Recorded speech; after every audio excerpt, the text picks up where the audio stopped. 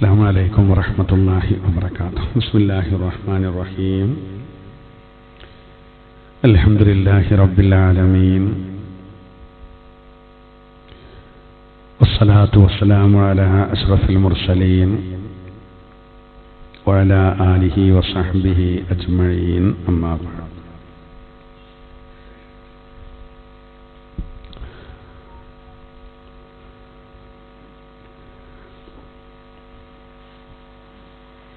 സൂറത്തുൽ അൻആം 136.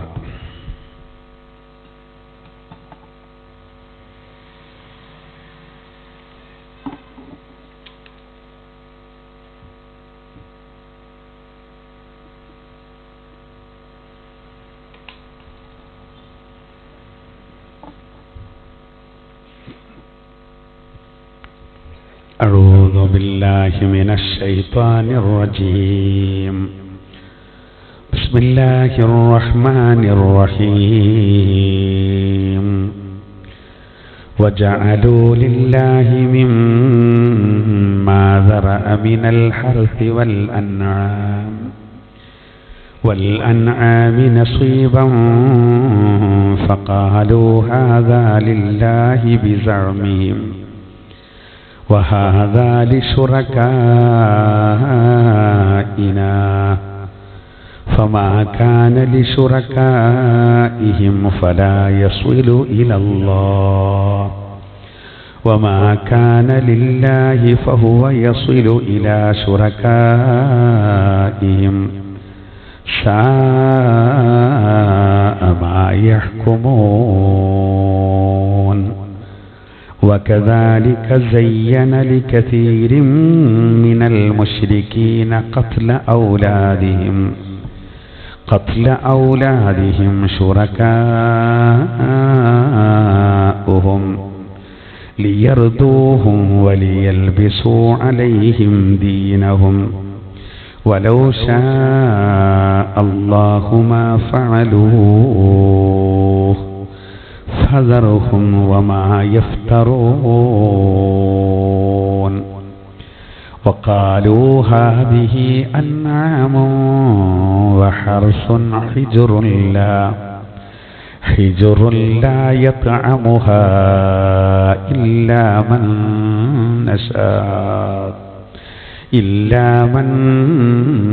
نشاء بزعمهم وأنعام حرمت ظهورها وأنعام لا يذكرون اسم الله عليها افتراء عليه سيجزيهم بما كانوا يفترون. صدق الله العلي العظيم.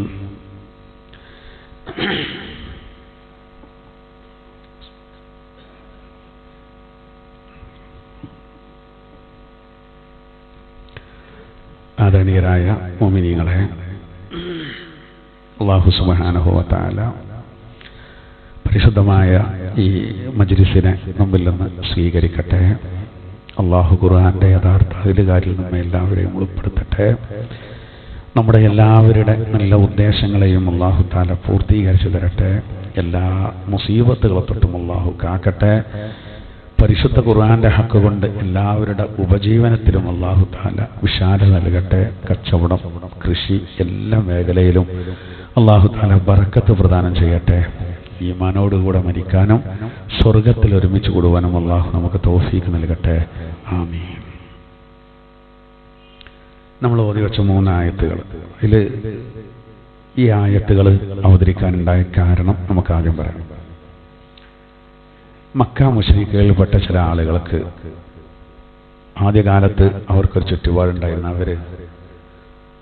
അവരുണ്ടാക്കുന്ന കൃഷികളിൽ നിന്ന്, പച്ചക്കറി കൃഷികൾ, അതിൽ നിന്നൊരു ഭാഗം ഒരു നീക്കിയേക്കും.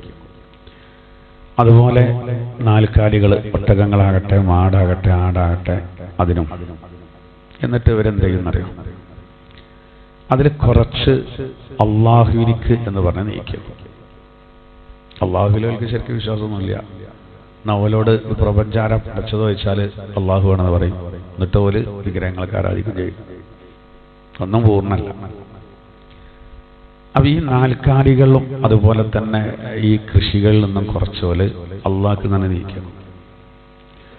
ഇനി കുറച്ച് അവരുടെ പ്രധാനപ്പെട്ട വിഗ്രഹങ്ങളുണ്ട്. ആ വിഗ്രഹങ്ങളുടെ അരികെ കൊണ്ടേക്കും. അത് ആ വിഗ്രഹങ്ങൾക്കും. ഇനി ഇവരെന്താ ചെയ്യാച്ചാല് അങ്ങനെ ആ ഭക്ഷണമൊക്കെ അവിടെ കൊണ്ടേക്കും. പച്ചക്കറി ആട്ടതൊക്കെ കൊണ്ടേക്കും. ഈ മാട് ഈ പിന്നെ നാൽക്കാലികളെ അതുപോലെ അതിനാണ് തീരുമാനിച്ചേക്കും. നമ്മൾ നമ്പർ ഇട്ടൊക്കെ അറിയും പോലെ അടയാളം വെക്കെ അറിയും പോലെ ഇട്ടും. ഇനി ഇവർക്ക് ആരെങ്കിലുമൊക്കെ വിരുന്നേരൊക്കെ വരികയാണെങ്കിൽ അവരെന്തെന്ന് വെച്ചാൽ ഈ അള്ളാഹുവിനക്ക് തന്നെ നീക്കിയ ചെയ്യുന്നെടുക്കുമല്ലോ. വിരുന്നേരൊക്കെ വന്നാൽ എന്നിട്ട് അതിനെടുത്ത് കണ്ട് കൊടുക്കും. അതുപോലെ തന്നെ മറ്റേ ലൈഫായ ആളുകളൊക്കെ വന്ന് വലിയ സഹായമൊക്കെ ചോദിക്കുകയാണെങ്കിൽ അത് വിവരം എന്താ വെച്ചാൽ അതിനെടുത്ത് കൊടുക്കും. ഇതിന്ന് തൊടൂല. ഒരു വ്യത്യാസം കാണിക്കുകയാണ്. വിഗ്രഹങ്ങൾക്ക് വേണ്ടി നീക്കി വെച്ചതെന്ന് ഒരൊന്നും എടുക്കൂല. ഈ വിഗ്രഹങ്ങൾക്ക് വേണ്ടി നീക്കി വെച്ചത് അത് ഈ വിഗ്രഹങ്ങളുടെ കാര്യത്തിൽ ഈ കർമ്മങ്ങളൊക്കെ അവിടെ ചെയ്യുന്ന ആൾക്കാർ, നമ്മുടെ നാട്ടിൽ സാധാരണ പൂജാരിമാർ എന്ന് പറയും. അവരുടെ ആ പൂജ കാര്യങ്ങളൊക്കെ ചെയ്യുന്ന അതിന് നേതൃത്വം കൊടുക്കുന്ന ആളുകളുണ്ട്. ആ ആളുകൾക്കാണ് അത്. വിഗ്രഹങ്ങൾക്ക് വേണ്ടി ഒരു നീക്കി വെച്ചത് ഭക്ഷണമാകട്ടെ നാൽക്കാലി വർഗങ്ങളാകട്ടെ കൃഷിയാകട്ടെ അതൊക്കെ അവർക്ക് കൊടുക്കും. അള്ളാഹുവിനെ നീക്കി വെച്ചത് പോലെന്തെയും അതിഥികളൊക്കെ വന്നാൽ കൈനിർത്തും. ചെലവാക്കുമ്പോൾ ഇവരെ സാധനം കൊടുക്കും പോലെ കൊടുക്കും. മറ്റേതങ്ങനല്ല. മറ്റു ഭയങ്കര ആദരവ് അതിനെ കൽപ്പിച്ചിട്ടാണ് കൊടുക്കുന്നത്. ഇനി ഈ വിഗ്രഹങ്ങൾക്ക് വേണ്ടി ഇവർ നീക്കി വെച്ച നാൽക്കാലികളിൽ ഒന്ന് ചാവുക എന്തെങ്കിലുമൊക്കെ സംഭവിച്ചാല് അതുപോലെ എന്തെന്ന് വെച്ചാല് അള്ളാഹ്ക്ക് വേണ്ടി എന്ന് പറഞ്ഞു വെള്ളായിക്ക് വെക്കും. ഈ ആയത്രങ്ങളുടെ കാരണം പറയണമല്ലോ, ആ പൊട്ടത്തരം പറയണം. അപ്പൊ ഇത് വല്ല ആടുകൾ എടുത്തിട്ട് എന്ത് ചെയ്യും, അയക്ക് വെക്കും. എന്നാൽ അതേ സമയത്ത് ഇതിൽ വല്ലതും ചാവെ നഷ്ടപ്പെടുകയൊക്കെ ചെയ്താലും ഓല് പറയും മുഹമ്മദ് നബി തന്നെ പറയണ്ട അള്ളാഹ് ഖനീ എന്നാണ്, ഇതിൻ്റെയൊന്നും ആവശ്യമില്ല എന്നുള്ളതാണ്. അപ്പൊ അങ്ങനെ പറയും അള്ളാഹ് ഖനീയാണല്ലോ, അവന് ഇതിൻ്റെ ഒന്നും ആവശ്യമില്ലല്ലോ. എന്നാൽ ആ പറഞ്ഞ പോലെ തന്നെയാണ് അള്ളാഹ്ക്കാരനെ കുറിച്ച് വെക്കേണ്ട. വേറെ ഞാൻ ഇന്ന് വല്ലതും നഷ്ടപ്പെടുകയൊക്കെ ചെയ്താൽ അത് വീണ്ടെടുക്കൊന്നുമില്ല, അല്ലെങ്കിൽ അവനതിൻ്റെ ആവശ്യമില്ലല്ലോ എന്ന് പറയും. വിഗ്രഹങ്ങൾക്ക് വെച്ചതിൽ നിന്ന് എന്തെങ്കിലുമൊക്കെ നഷ്ടപ്പെടുകയാണെങ്കിൽ അതെന്ത് ചെയ്യും, ഇതിൽ നിന്ന് നികത്തും, ആയിക്കോട്ടെ. ഇങ്ങനെ ഒരു തലയും വാലും ഇല്ലാത്ത കാര്യങ്ങൾ ഇറ്റങ്ങൾ ചെയ്യും, ഒരു അടിസ്ഥാനമില്ലാത്ത കാര്യങ്ങൾ. ആ സമയത്താണ് അതിനെ സംബന്ധിച്ച് പരാമർശിച്ചുകൊണ്ടാണ് നമ്മൾ ഓതി വെച്ച ആദ്യത്തെ ആയത്തിറങ്ങിയത്. നോക്കാം. ബിസ്മില്ലാഹിർ റഹ്മാനിർ റഹീം. وجعلوا لله مما ذرأ من الحرث والأنعام. وجعلوا لله, അവർ അള്ളാഹുവിനക്ക് വേണ്ടി നീക്കി വച്ചു. മിമ്മാ ذرأ من الحرث والأنعام, കൃഷിയിൽ നിന്നും നാൽക്കാലി മൃഗങ്ങളിൽ നിന്നും അള്ളാഹു സൃഷ്ടിച്ചതിൽ നിന്ന് അള്ളാഹു പോലെ നീക്കിയേക്കാം. പര്യായ പദങ്ങളാണ്. നോക്കൂ, കൃഷി അതുപോലെ തന്നെ നാൽക്കാലികൾ കാലികൾ അള്ളാഹ് സൃഷ്ടിച്ചതിൽ നിന്ന് അവര് അള്ളാഹുവിനക്ക് ഒരു വിഹിതം നിശ്ചയിച്ച് നീക്കി വെച്ചു. നസീബ് പറഞ്ഞാൽ വജഅലൂ ലില്ലാഹി മിമ്മാ ദറഅ മിനൽ ഹർസി വൽ അൻആമി നസീബാ, കൃഷിയിൽ നിന്നും കാലികളിൽ നിന്നും അള്ളാഹ് സൃഷ്ടിച്ചതിൽ നിന്ന് അവർ ഒരു വിഹിതത്തെ അള്ളാഹ്ക്ക് വേണ്ടി നീക്കി വെച്ചു. ഫഖാലൂ, എന്നിട്ട് അവർ പറയുകയും ചെയ്തു, ഹാദാ ലില്ലാഹ്, ഇത് അള്ളാഹുവിനുള്ളതാണ്. ബിസഅമിഹിം, ഓല വാദമനുസരിച്ചാട്ടോ ഈ പൊട്ടത്തരം. അള്ളാഹു തആല പറയാണ് വലിയ നല്ല കാര്യം ചെയ്യേണ്ടത് തോന്നിപ്പോ. അയിമ മാത്രം നിൽക്കുകയാണെങ്കിൽ അൽഹംദുലില്ലാഹ് അള്ളാന്റെ വജു ഉദ്ദേശിച്ചുകൊണ്ട് ഈ നാക്കാലിനെ ആ മാർഗത്തേക്ക് എന്ന് പറഞ്ഞ് അതിനെ മറ്റുള്ളവർക്ക് കൊടുത്താൽ കൂലിട്ടീരും, വിശ്വാസം ഉണ്ടെങ്കിൽ. ഇതങ്ങനല്ല. അതാണ് പറയുന്നത് ബിസഅമിഹിം, അത് അവരുടെ ജൽപ്പനങ്ങൾ അനുസരിച്ചാണ്, ഓല വാദമനുസരിച്ച്. വഹാദാ ലിശുറകാഇനാ, എന്നിട്ട് അവർ അതിൽ നിന്നൊരു വിഹിതം മാറ്റി വെച്ചിട്ട് പറയും ഇത് നമ്മുടെ പങ്കുകാർക്കുമുള്ളതാകുന്നു, അതായത് ഈ വിഗ്രഹങ്ങൾക്ക് എന്ന് ഓല് പറഞ്ഞു. ഫമാ കാന ലിശുറകാഇഹിം ഫലാ യസിലു ഇലല്ലാഹ്. ഫമാ കാന ലിശുറകാഇഹിം, അവർ അവരുടെ പങ്കുകാർക്ക് ആ നീക്കി വെച്ചതുണ്ടല്ലോ, ഫലാ യസിലു ഇലല്ലാഹ്, അത് ഒരിക്കലും അല്ലാഹുവിനിക്ക് ലഭിക്കുകയില്ല. ഒരങ്ങനെ പറയുന്നത്. എന്നാ സമയം വമാ കാന ലില്ലാഹ്, എന്നാൽ അള്ളാഹ്ക്ക് വേണ്ടി ഒരു നീക്കി വെച്ചത് ഫഹുവ യസിലു ഇലാ ശുറകാഇഹിം, അത് അവരുടെ പങ്കുകാരിലേക്ക് എത്തുകയും ചെയ്യും. ഞാൻ നേരത്തെ പറഞ്ഞത്, ഇവർക്ക് ആ വിഗ്രഹങ്ങൾക്ക് നീക്കി വെച്ചതിൽ വലിയ നഷ്ടോ അതിനെന്തേലും നെടുക്കിയൊക്കെ വന്നാൽ ഇതിൽ നിന്ന് അങ്ങോട്ടേക്ക് വെച്ചിട്ട് പരിഹരിക്കും, തൂക്കൊപ്പിക്കും. എന്നാൽ ഇപ്പുറത്ത് എന്തെങ്കിലും നഷ്ടപ്പെട്ടാൽ അപ്പോലെ ന്യായം പറയും, അള്ളാഹ് നീ അള്ളാഹ് അതിൻ്റെ ആവശ്യമില്ലല്ലോ, അങ്ങനെ പറഞ്ഞിട്ട് ആ രൂപത്തിൽ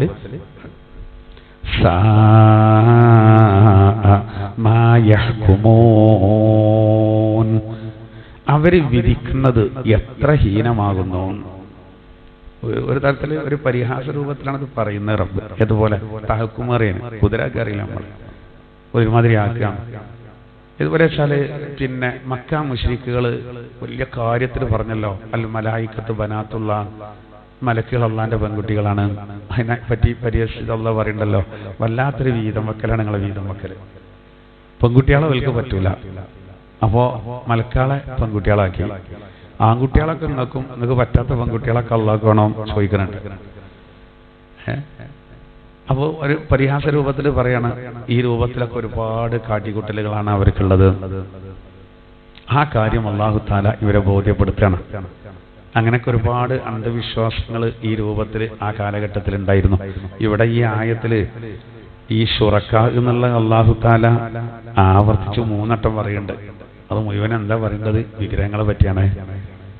നേരത്തെ ചില പുതിയ പിന്നെ ചിന്ത കടന്നുകൂടിയ ആളുകൾ ഈ ആയത്തിന് അർത്ഥം വെക്കുമ്പോൾ അവിടെ തെറ്റായ അർത്ഥം വെച്ച് ആ കാലഘട്ടത്തിൽ വലിയ വിവാദമാവുകയും പണ്ഡിതന്മാർ അതിനെ വല്ലാതെ വിമർശിച്ചപ്പോൾ എല്ലാം ഓങ്ങിയ സംഗതിയാണ്. അതായത് ഇവിടെ പറയുന്നത് നേർച്ചയാണ് അതുകൊണ്ട് ഉദ്ദേശം എന്ന് പറഞ്ഞാണ്ട്, നേർച്ചയല്ല, അത് വളരെ കൃത്യമുള്ളോ ചരിത്രത്തിൽ ശരിക്കും പറയുന്നല്ലേ ഓല് വിഗ്രഹങ്ങൾക്ക് മാറ്റി വെച്ചോക്കെ. അപ്പൊ ഈ ശുറക്ക എന്ന് പറഞ്ഞാല് നേർച്ചക്കാരാണ് അതുകൊണ്ട് ഉദ്ദേശം എന്ന് പറഞ്ഞിട്ട് നമ്മൾ മുഹീദ്ദീൻ ഷെയ്ഖിന്റെ പേരിലോ അല്ലെങ്കിൽ റിഫായി ഷെയ്ഖിന്റെ പേരിലോ മമ്പർദങ്ങളുടെ പേരിലോ ഒക്കെ നേർച്ചാക്കിയിട്ട് ആടിനെ മറ്റോ ഒഴിഞ്ഞിടുന്നത് തെറ്റാണെന്നാണ് ആ പറയേണ്ടതെന്ന് അന്ന് പറഞ്ഞു. പിന്നെ ആ ചർച്ചകളൊക്കെ കുറെ പോയി. അതൊക്കെ ഒരു ഫാഷൻ അല്ലാതെ അതെല്ലാം അവിടെ പറയുന്നത് അല്ല. ഇതിപ്പോ തന്നെ നമ്മളിപ്പോ മഹാന്മാരുടെ പേരിൽ എന്ന് പറഞ്ഞാൽ അത് ആ രൂപത്തിലല്ല. നമ്മൾ ഈ പേരിൽ അറക്കേണ്ട കാര്യം പറയും പോലെയാണ്. ഇനി നമ്മൾ മഹാന്മാരുടെ പേരിൽ നീക്കിക്കറിഞ്ഞാല് അവിടെ ആണ്ടൊക്കെ വരുന്ന സമയത്ത് അത് അറുത്തുകാണ്ട് വിതരണം ചെയ്യുക, നമ്മൾ ദ്വാരിക്കുക, അത്രേ ഉള്ളൂ. അള്ളാഹുവിൽ നിന്ന് ആഗ്രഹിച്ചുകൊണ്ട് ചെയ്യുക. നേർച്ച ഇസ്ലാം അംഗീകരിച്ചുള്ള ആ നേർച്ചയാണ്. അപ്പൊ അത് പിന്നെ വേറെ ഇപ്പൊ നീക്കൂല. അതിന് സ്വയം വലിയ നാശം സംഭവിച്ചാൽ നമ്മൾ ഉത്തരവാദിയാവൂല, അല്ലെ നമ്മളതിനെ മസൂലാവും. നമ്മൾ ഇറക്കിയ മറ്റോ ചെയ്തതിന് പകരം വെക്കേണ്ടി വരും. നേർച്ചക്കുമ്പോൾ അങ്ങനെയുള്ള ഇപ്പൊ ഈ ഒളിയത്തൊക്കെ ഇനി വരാൻ പോകട്ടെ. അപ്പൊ ഇങ്ങനെ പള്ളികളിലൊക്കെ തുടങ്ങിയിട്ടുണ്ട് പരിപാടികളൊക്കെ. അപ്പോൾ നിരുപാധികങ്ങൾ ആരും ഒളിയത്തിനെ കരുതണ്ട. സുന്നത്തായ ഒളിയത്ത് എന്ന് പ്രത്യേകം അറക്കാൻ കരുതിയാലൊക്കെ. അപ്പോൾ ചിലപ്പോൾ നമ്മൾ ഇന്ന നാക്കിനെ വളർത്തുന്നോലൊക്കെ ഉണ്ടാവും. ഇതിനെന്തായിരുന്നാലും ഇക്കൊല്ലം ഞാൻ ഒളിയത്താക്കി എന്ന് പറഞ്ഞാൽ നിർബന്ധം. അത് പറയണ്ട. സുന്നത്തായ ഒളിയത്ത് എന്ന് പറഞ്ഞാൽ മതി. അതിനൊരു അല്പം ഒരാൾക്ക് കൊടുത്ത് ബാക്കിയൊക്കെ പരിക്ക് എടുത്താലും കുഴപ്പമില്ല. അത് മാത്രമല്ല, അങ്ങനെ ആരും ചെയ്യൂല. കുറേ മസല പ്രശ്നങ്ങൾ വേറെ വരും. അപ്പോൾ നമ്മൾ ഈ നേർച്ച, സാധാരണ നേർച്ച ഖുർആനിൽ ഇൻസാൻ സൂറത്തിൽ അള്ളാഹു പറയുന്നതാണ്. നേർച്ചയെ അള്ളാഹു തആല പ്രകീർത്തിക്കുന്നുണ്ട്. നല്ല ആളുകളുടെ ഒരു അടയാളം പറയുന്ന തന്നെ യൂഫൂന ബിന്നദ്ർ, ഒരു നേർച്ചയെ പൂർത്തീകരിക്കുന്നവരായിരിക്കും. നേർച്ചയൊക്കെ പറഞ്ഞാൽ സുന്നത്തായ ഒരു കാര്യത്തെ നമ്മൾ നിർബന്ധമാക്കണ. ഈ നേർച്ച ഞാൻ എന്തായിരുന്ന ലോഹർ നിസ്കരിക്കാൻ നേർച്ചയാക്കി അറിയാൻ പറ്റുമോ? ഇല്ല. എന്തായിരുന്നാലും നിർബന്ധമാണ്. അത് നേർച്ചയാക്കാൻ പറ്റൂല. സുന്നത്തായ കാര്യങ്ങളുണ്ട്. ഞാനിന്ന് ഇൻഷാല്ലാ എൻ്റെ രോഗമൊക്കെ മാറാൻ വേണ്ടി ളുഹറിൻ്റെ മുമ്പുള്ള റവാത്തിബ് മുഅക്കദായ രണ്ടും അല്ലാത്ത രണ്ടും, ശേഷമുള്ള മുഅക്കദായ രണ്ടും അല്ലാത്ത രണ്ടും, മൊത്തം 4 മുമ്പും 4 ശേഷവും നിസ്കരിക്കാൻ വേണ്ടി നേർച്ചാക്കി എന്ന് പറയാം. പക്ഷെ നിർബന്ധമായി നേർച്ചാക്കിയാൽ നിർബന്ധമായി. അതുപോലെ നമ്മൾ മഹാരഥന്മാരായ ആളുകളെ അത് മുഹ്യിദ്ദീൻ ഷെയ്ഖിൻ്റെ നടക്കണം എന്നൊക്കെ പറഞ്ഞ് പണ്ടൊക്കെ അങ്ങനെ കോഴിക്കളൊക്കെ എല്ലാം ഉണ്ടായിരുന്നു. ഇപ്പം ഇല്ലാത്തതുകൊണ്ടാണ്. അപ്പം അങ്ങനെ നേർച്ചകളൊക്കെ പോയതാണ്. അപ്പം അതെല്ലാം ഇവിടെ പറയണ്ട കേട്ടോ. ഇവിടെ പറയുന്നത് അതൊക്കെ വ്യത്യാസമുണ്ട്. ഏതുപോലെ വെച്ചാൽ അമ്പലം ചുറ്റുന്നതും കഅബ ചുറ്റുന്നതും കണ്ടാൽ നമുക്ക് ഒരുപോലെ തോന്നിപ്പോകും. ഒക്കെ ചുറ്റലല്ലേ? അല്ല. അത് നമ്മുടെ വിശ്വാസത്തിനനുസരിച്ചുള്ള കാര്യങ്ങൾ വരുന്നത്. ഒരു കല്ലിനെ, ഒരു വിഗ്രഹത്തിനെ അതിൻ്റെ മുന്നിൽ നിന്ന് അതിനെ തൊടുന്നതും അതിനെ മുട്ടുന്നതും പോലെയാണോ ഹജറുൽ അസ്വദ്? അല്ല, അത് വ്യത്യാസമുണ്ട്. ആ ചുറ്റൽ തന്നെ വ്യത്യാസമുണ്ട്. ഒന്ന് ഇടം വെക്കുകയാണ്, ഒന്ന് വലം വെക്കുകയാണ്. പ്രദക്ഷിണം എന്ന് പറഞ്ഞാൽ തന്നെ മലയാളത്തിൽ വലം വെക്കുകയാണ്. കഅബ ആവട്ടെ ഇടം വെക്കുകയാണ്. ആ വ്യത്യാസമുണ്ട്. അത് നമ്മൾ പ്രത്യേകം മനസ്സിലാക്കേണ്ട. ഇടം വെക്കുകയാണ് നമ്മൾ കഅബ ഇടത്ത് ഭാഗത്തേക്ക് ആക്കിയിട്ട് ഇങ്ങനെ പോവാണ്. ക്ലോക്കിന്റെ സൂചിന്റെ നേരെ എതിരേക്കാണ്. ആ ക്ലോക്കിന്റെ സൂചി സഞ്ചരിക്കേണ്ട നേരെ. അതിലൊക്കെ ഒരുപാട് ഹിക്മത്തുണ്ട് എന്നുള്ളതാണ്. അപ്പൊ നമ്മളെ വിശ്വാസം പോലെയുള്ള കാര്യങ്ങൾ ഹജറുൽ അസ്വദ് അത് അള്ളാഹ് ആദരിക്കാൻ പറഞ്ഞ ആരാധനല്ല. അത് അതിനെ നമ്മൾ ആദരിക്കുകയാണ് എന്നതുപോലെയാണ് നമ്മളിത്. അപ്പോൾ ഇവിടെ വിഗ്രഹങ്ങൾക്ക് ഒരു സ്വയം കഴിവ് കൊടുക്കുകയാണ്. അത് ഏതുപോലെയല്ല.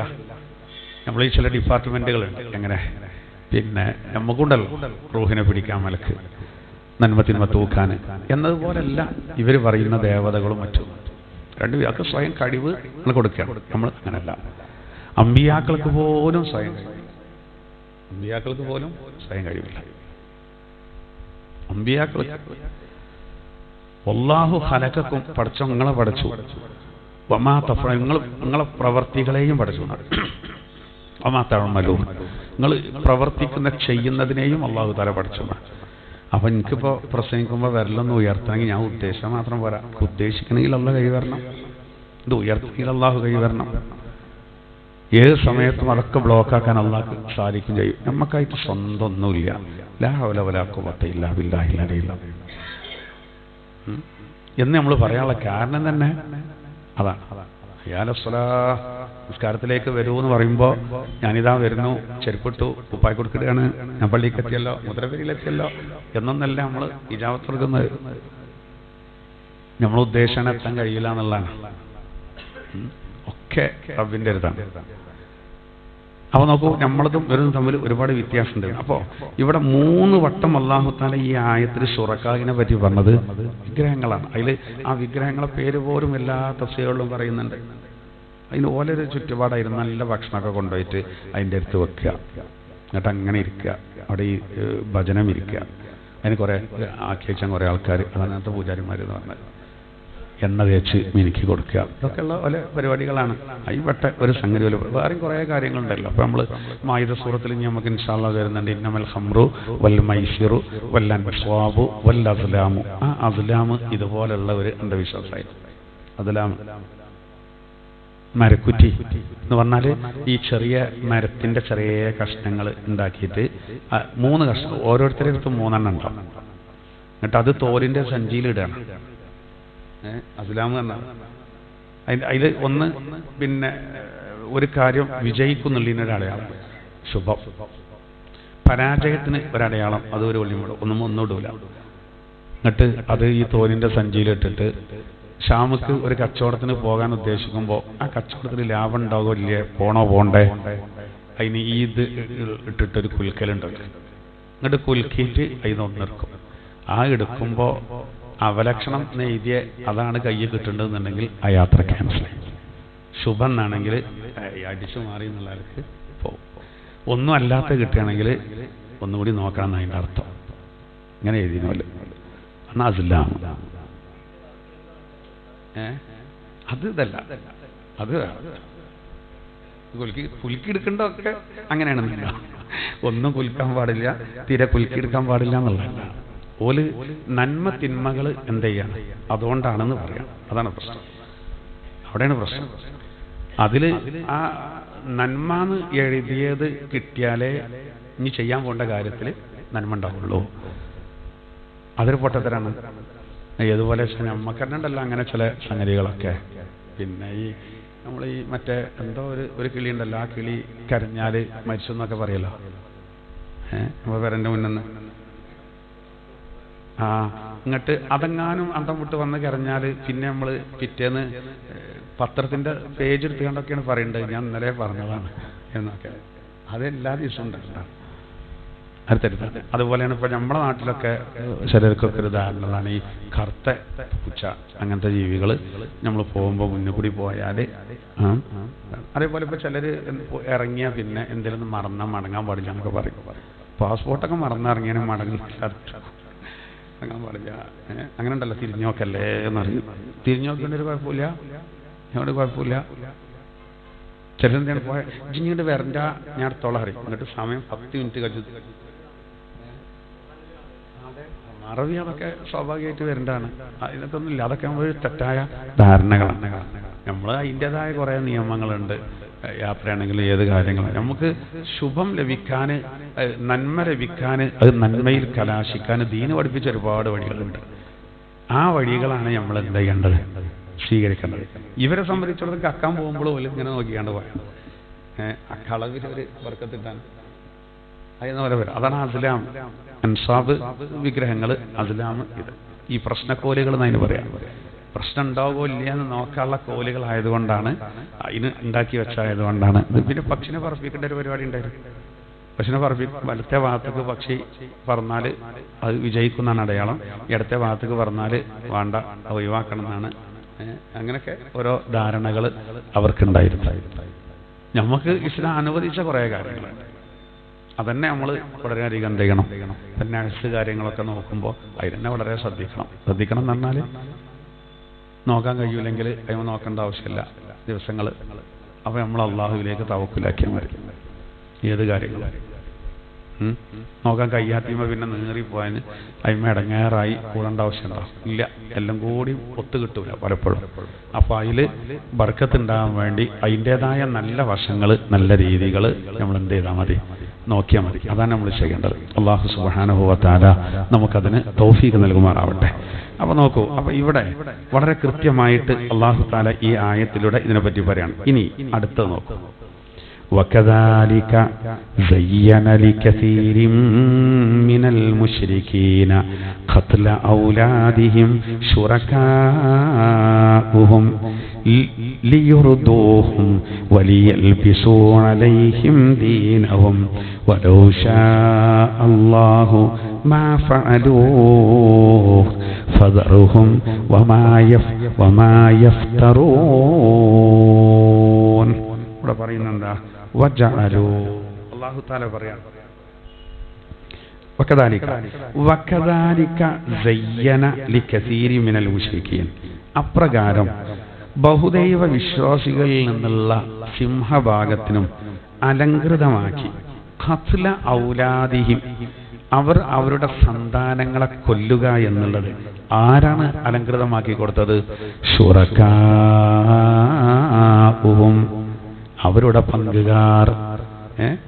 അവരുടെ പങ്കുകാര് അവർക്ക് എന്ത് ചെയ്തു? അത് അലങ്കൃതമാക്കി കൊടുത്തു. വകദാലിക സയ്യന ലികസീരിൻ മിനൽ മുശ്രിക്കീന ഖത്ല ഔലാദിഹിം ശുറകാഉഹും. അവിടെ ശുറകാ കൊണ്ട് ഉദ്ദേശിക്കുന്നത് ശൈത്താന്മാരാണ്.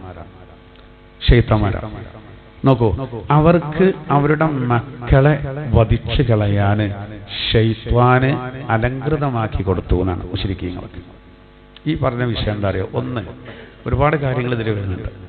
ഇപ്പൊ പരിശുദ്ധ ഖുർആനിൽ തന്നെ അള്ളാഹു ഒരു ആയത്തിൽ ഇങ്ങനെ പറയുന്നുണ്ട്, ലാ തഖ്തുലൂ ഔലാദകും ഖശ്യത ഇംലാഖ്. ദാരിദ്ര്യം ഭയന്നുകൊണ്ട് നിങ്ങൾ ഒരിക്കലും മക്കളെ കൊന്നു കളയരുത്. ദാരിദ്ര്യം പേടിച്ചിട്ട് ആദ്യം കുട്ടികളെ കൊന്നു കളഞ്ഞൊരു കാലം ഉണ്ടായിരുന്നു. പ്രത്യേകിച്ച് പെൺകുട്ടികളെ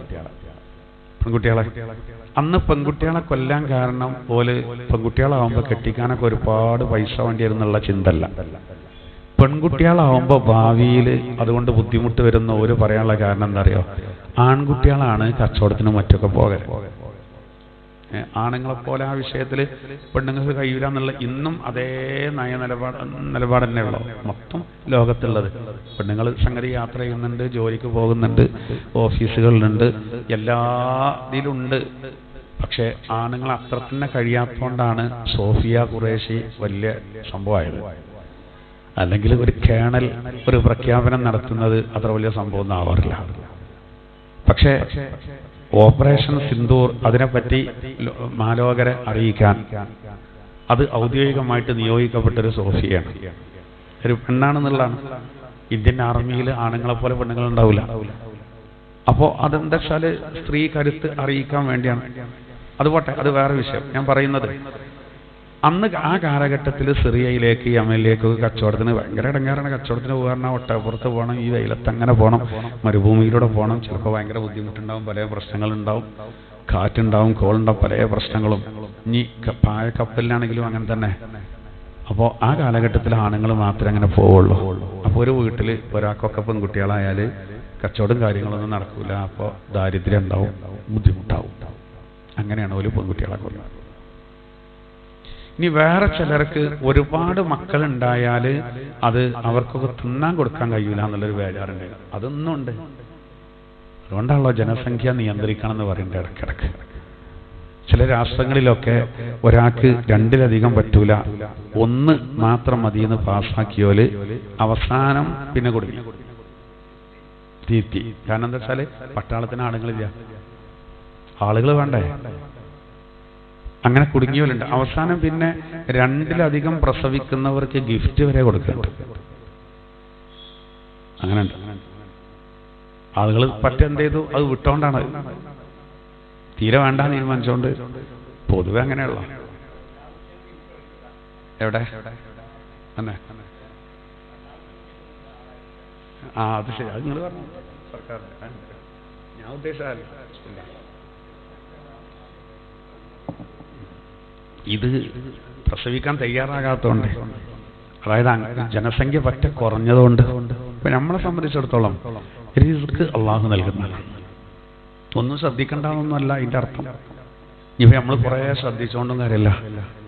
കുട്ടികൾ കുറേ ഉണ്ടായാൽ പട്ടിണി വരും എന്ന് പറഞ്ഞ് നമ്മൾ അതിൽ നിയന്ത്രണമൊക്കെ ഏർപ്പെടുത്തിയെന്നുള്ളതുകൊണ്ട് പിന്നെ 2 കുട്ടികൾ മാത്രം എന്നാൽ നല്ല സെറ്റപ്പിൽ പോയിക്കോളും എന്ന് പറഞ്ഞാൽ അതൊന്നും സെറ്റപ്പിൽ പോയിക്കൊള്ളുന്നില്ല. എന്നാലോ നമ്മളിപ്പോൾ എത്രയോ കാണുന്നു 5ഉം 6ഉം കുട്ടികൾ, 7ഉം 8ഉം കുട്ടികളൊക്കെ ഉള്ള ചില വീടുകളുണ്ട്. ഓരും വളരെ സന്തോഷത്തോടു കൂടെ കഴിയുന്നുണ്ട്. ഇതൊക്കെ റബ്ബിൻ്റെ ഒരിതാണ്. എല്ലാ കാര്യങ്ങളും അള്ളാഹുവിൻ്റെ കയ്യിലാണ്.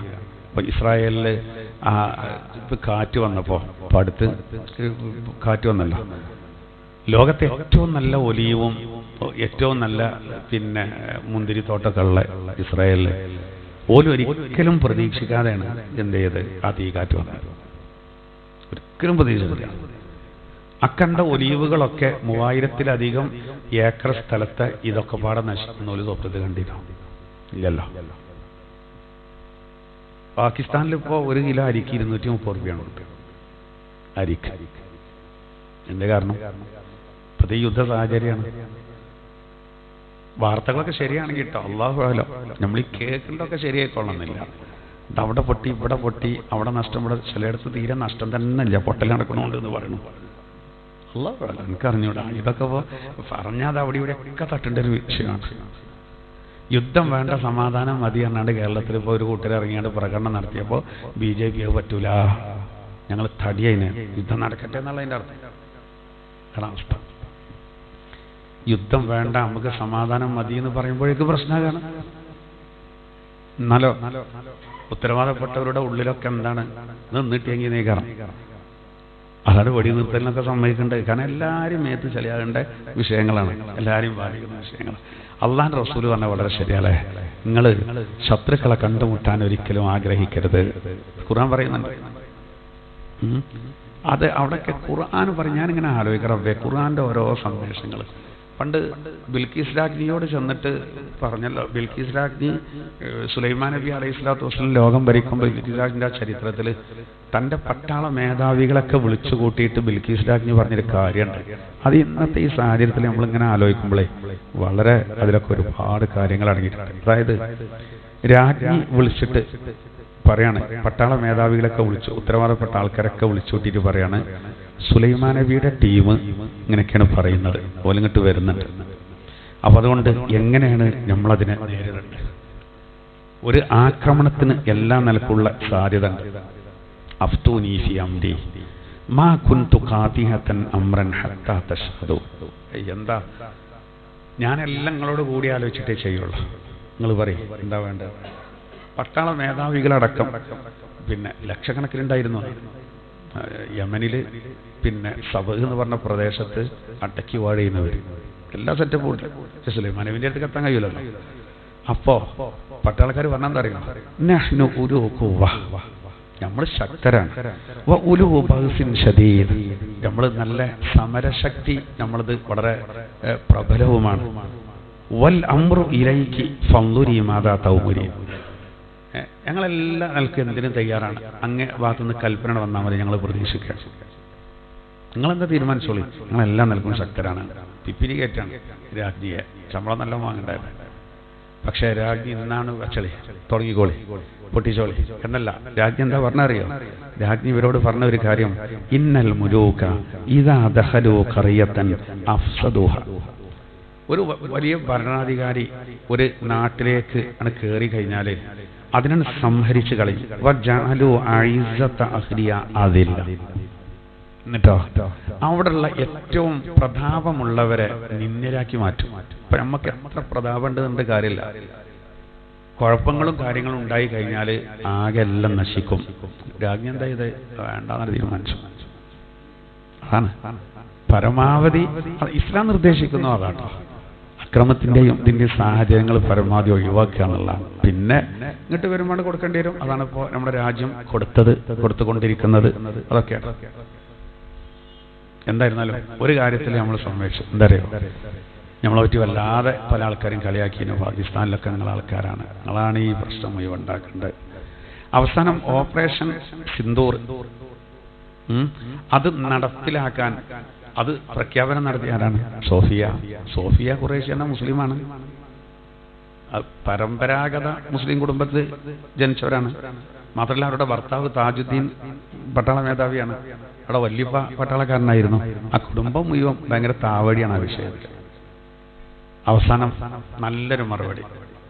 അപ്പോൾ ചിലർ പറയേണ്ടതെന്ന് അറിയാം, അവരൊക്കെ മുസ്ലിം പേരേ ഉണ്ടാവുള്ളൂ, പിന്നെ അത്ര വലിയ ഇസ്ലാം ഒന്നും അവരുടെ ജീവിതത്തിൽ ഉണ്ടാവില്ല. ഇതെന്താ മറ്റോടത്തേക്ക് പറയാത്തത്? ഈ പിന്നെ തീവ്രവാദികൾ എന്ന് പറയേണ്ട ആൾക്കാരുണ്ടല്ലോ, ഓരോ പേര് ഇപ്പം നമ്മളിവിടെ എങ്ങനെ എഴുതിയാലേ നമ്മളെ കുട്ടികൾക്ക് 5 കുട്ടികൾക്ക് ഇടാനുള്ള പേരുണ്ടാവുക. ഓരോന്നിങ്ങനെ മുറിച്ചാൽ ഇത്ര വലിയ പേരാണ്. എത്ര കാലം നീണ്ട പേരാണ്. എങ്ങനെ ഇതൊക്കെ ഈ കാടൊക്കെ ഉണ്ടാക്കുമ്പോൾ എങ്ങനെ ഇതൊക്കെ പാടെ ഉടുക്കലാവോ? വലിയ പേര്. ഓനൊക്കെ കിണറ്റിൽ വീണുകാണ്ട് ഓൻ്റെ പേരൊക്കെ പാടെ പറഞ്ഞുകാണ്ട് ഓൻ കിണറ്റിൽ വീണുകളെന്ന് പറഞ്ഞാൽ അപ്പോഴേക്കോ മുങ്ങി ചത്തുക്കും. അത്ര നീണ്ട പേരാ. എന്നിട്ട് അത് ഇസ്ലാമാണെന്നാ പറയുന്നത്. അവരാണ് ശരിക്കും ഇസ്ലാമിനോട് ബന്ധമല്ലാതെ. ആവട്ടെ, ഏതായിരുന്നാലും അത് പിന്നെ ഒരു ചരിത്രമാണത് യഥാർത്ഥത്തിൽ ആ പ്രഖ്യാപനം നടത്തിയത്. അതിനൊരു പെണ്ണ്, അതും ഒരു മുസ്ലിം സ്ത്രീ. അതോടുകൂടെ അതിനെ നോക്കൂ നിങ്ങൾ, അത്തരം വാർത്തകളൊന്നും പിന്നെ ചില ആൾക്കാരൊന്നും പറയണില്ല. ഒരിങ്ങനെ നോക്കുകയാണ്, എതിർക്കാൻ എവിടെയെങ്കിലും ഉണ്ടോ, നമ്മളെ കുത്താൻ എവിടെയെങ്കിലും വകുപ്പുണ്ടോ എന്നൊക്കെ നോക്കിയിടക്കാണ്. ഏതായിരുന്നാലും അതൊന്ന് വെടിനിർത്തലൊക്കെ വന്ന് നിലവിൽ വന്ന് പ്രശ്നങ്ങൾ അപ്പം അത്യാവശ്യം കൈക്കൊള്ളാം. ഇനി നിർത്തിക്കളിയാറല്ലോ. മക്കളൊക്കെ തല്ലിവിടുമ്പോൾ ആദ്യം പാപ്പാരൊക്കെ ചിലപ്പോൾ പറയല്ലോ, എന്ത് അഞ്ഞ് ഇപ്പോൾ കുഞ്ഞോനും കിട്ടിക്കണം, കുഞ്ഞുമോനും കിട്ടി, രണ്ടാക്കും പള്ളറിഞ്ഞ് നിർത്തിക്കാൻ. ഓലാണെങ്കിൽ ഒന്ന് പിടിച്ചെങ്കിൽ കാരണം തന്നെ തല്ലൂടി കാണ്ട് ഒരു കൊടുങ്ങലുണ്ട്. ഇന്നാണ് വിട്ടാന്നൊക്കെ പറയും. വിട്ട 2 വഴിക്ക് പോകുമല്ലോ. പിടിച്ചക്കും വരെ രസമാണ്. വലിയ തമാശ അല്ല. അമേരിക്ക ട്രംപ് പറയാണ്, നിങ്ങൾക്ക് സമാധാനം വേണം കേട്ടോ, ഈ വലിയ ആരാ ഇതിൻ്റെ അടിയിൽ നിൽക്കേണ്ട, അതാണ് തമാശ. ഒരു വേറൊരു ഓപ്പറേഷൻ നടത്തുന്നുണ്ടേ, നമ്മളെ ഫലസ്തീനിൽ മുഴുവൻ ആൾക്കാരെ ഒഴിവാക്കാം കേട്ടോ. ഓനാണ് എന്താ ഉണ്ടത്, നിങ്ങൾക്ക് സമാധാനം വേണമെന്ന് നമ്മളോട് വേദറിയുന്നത്. അതല്ല ഇന്ത്യ എടുത്ത നിലപാട്. അത് വെടിനിർത്തലൊക്കെ നമ്മളെ സ്വന്തം വകയാണ്, അതിൻ്റെ അടിയിലൊരാൾ വേണ്ടാന്ന്. ഏതായാലും നന്നായി. ഇത് വേറൊരു സംഗതി. ഇതുവരെ പറഞ്ഞിട്ടത് അമേരിക്ക ഇന്ത്യയുടെ ഏറ്റവും അടുത്ത സുഹൃത്താണ്. മോദി അമേരിക്കൻ്റെ പ്രസിഡന്റും മോദിയൊക്കെ എന്ന് പറഞ്ഞാൽ, നമ്മളെ പ്രധാനമന്ത്രിയൊക്കെ എന്ന് പറഞ്ഞാൽ അത്രയും ചങ്കാളാണ്. പക്ഷേ ഇവിടെ യുദ്ധം തുടങ്ങിയപ്പോൾ ഒരു രണ്ടിലും തൊടാതെ നിൽക്കരുത്. നമ്മൾ വഞ്ചിക്കൂല. നമ്മളൊരു വാക്ക് പറഞ്ഞ വാക്കാണല്ലോ. അതുകൊണ്ടല്ലോ ഇതുപോലെ പറഞ്ഞാണ് ഇന്ത്യയുടെ വലിയൊരു സുഹൃത്താണ് ഖത്തർ. ഖത്തർ എന്താ പറഞ്ഞത്? ഇന്ത്യൻ്റെ ഒപ്പം എന്നാണ്. അവിടെ പാകിസ്ഥാനിൽ മുസ്ലിമീങ്ങളാണെന്നല്ല, ഇന്ത്യൻ്റെ ഒപ്പം എന്നാണ്. അതാണ് ഇസ്ലാം എന്ന് പറയേണ്ടത്. ഒരു കരാറാണ് ചെയ്താലേ അത് ലംഘിക്കൂല. ഇസ്ലാമിക രാജ്യങ്ങൾ മുഴുവനും കട്ടക്കൊപ്പം നിന്നു. ഖത്തർ ഇന്ത്യൻ്റെ കൂടെയാണെന്ന് പരസ്യമായിട്ട് പറഞ്ഞു, പ്രഖ്യാപിച്ചു. അപ്പോൾ ഇതൊക്കെ നമ്മൾ എതിർക്കുന്ന ആൾക്കാരൊക്കെ ഇന്ന് ഒരുപാട് കാര്യങ്ങൾ മനസ്സിലാക്കണ്ട. നമ്മളെ സംബന്ധിച്ചിടത്തോളം നമുക്ക് എന്ത് വന്നാലും നമ്മളെ ഭാരതം, ഇന്ത്യ എന്ന് പറഞ്ഞാൽ ഹജ്ജിൻ്റെ വേറെ എടുത്ത് നോക്കിയാൽ തന്നെ അത്ഭുത. ഇന്തോനേഷ്യ കഴിഞ്ഞാൽ ഏറ്റവും കൂടുതൽ ഹാജിമാർ പോകേണ്ടത് ഇന്ത്യയിൽ നിന്നാണ്. ഇന്ത്യ ആ നിലക്ക് അറിയപ്പെട്ടതാണ്. ഏറ്റവും വലിയൊരു മതേതര രാജ്യമാണത്. ആ മതേതര രാജ്യത്തു നിന്നാണ് 2ാം സ്ഥാനത്ത് ഹറമിലെത്ത് നിന്ന് ഓർക്കണം.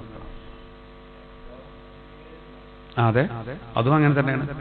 അങ്ങനത്തെ നമ്മളെ ശത്രുക്കളുടെ പക്ഷത്ത് നിർത്തിയിട്ട് വിശുദ്ധ യുദ്ധം ഞമ്മക്കെതിരെ പാകിസ്ഥാൻ നടത്താന്നാൽ, അല്ലെങ്കിൽ ഇപ്പോൾ കുറേ ആൾക്കാർ അങ്ങനെ പറയുന്നുണ്ടല്ലോ, കുറെ തീവ്രവാദ സംഘടനകളൊക്കെ ഇന്ത്യക്കെതിരെ വിശുദ്ധ യുദ്ധം. ഓലെന്താ മനസ്സിലാക്കിയ? അപ്പോൾ അവിടെയൊക്കെ ഒരുപാട് കാര്യങ്ങളുണ്ട്. നമ്മൾ ഈ നാട്ടിലെ ആചാരങ്ങളൊക്കെ ചിലത് ഇസ്ലാം അംഗീകരിച്ചല്ലോ, ഇതിനൊക്കെ ഒരു ഹിക്മത്തുണ്ടല്ലോ. അപ്പോൾ ഉദാഹരണം പറയുകയാണെങ്കിൽ, നമ്മളൊരു പെണ്ണിന് പിന്നെ ഒരു 10 മാസം, ഒരു 7 മാസമൊക്കെ ആയാൽ കുറച്ച് ചീനിയൊക്കെ കൊണ്ടുപോകുമല്ലോ. അങ്ങനെ ഇപ്പോൾ ഹദീസിലും ഖുർആനിലൊന്നുമില്ല. പക്ഷെ അത് നാട്ടാചാരമാണ്. അതിന് നമ്മൾ മാറിക്കേണ്ട ആവശ്യമില്ല. കാരണം എന്താ? അത് നാട്ടിൻ്റെ നന്മയാണത്. ഒരുപാട് ഹിക്മത്തുണ്ട്. അങ്ങനെ ആവുമ്പോൾ നിങ്ങൾ ആലോചിച്ച് നോക്കി, ഒരു നാടിനോട്, ഒരു മുസ്ലിമിന് സ്വന്തം നാടിനോട്, ദേശത്തോട് എത്ര കൂറ് വേണം ഏത് വിഷയമാണെങ്കിലും. അപ്പോൾ അതാണ് ഇന്ത്യ എന്ന് പറയുന്നത്. അപ്പോൾ ഏതായിരുന്നാലും നമ്മളെ രാജ്യത്തോടെ നമ്മൾ ഏറെ സ്നേഹമുള്ളതാണ്. ആരെയും ബോധ്യപ്പെടുത്താനും കാര്യങ്ങളൊന്നുമില്ല. അത് ആത്മാർത്ഥമായിട്ടുള്ളതാണ്. നമ്മൾ അതിനും അള്ളാഹിനെ പേടിക്കുന്ന ആളുകളാണ്. അതിൻ്റെ അടിയിലൊന്ന് പറഞ്ഞത് മാത്രം. അപ്പോൾ ഏതായിരുന്നാലും ഞാൻ പറഞ്ഞത് നോക്കൂ.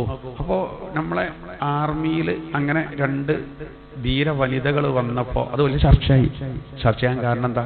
അങ്ങനെ എപ്പോഴും വരാത്തതുകൊണ്ടാണ്. ഇത്ര തന്നെ നമ്മളും പറയുന്നുള്ളൂ. സ്ത്രീയും പുരുഷനും തമ്മിലുള്ള വ്യത്യാസങ്ങൾ എല്ലാവർക്കും എല്ലാ വിഷയത്തിലും ഇടപെടാൻ കഴിയൂല. അപ്പോൾ ഇവർ പെൺകുട്ടികളെ കൊല്ലാനുള്ള ഒരു കാരണം അതാണ്.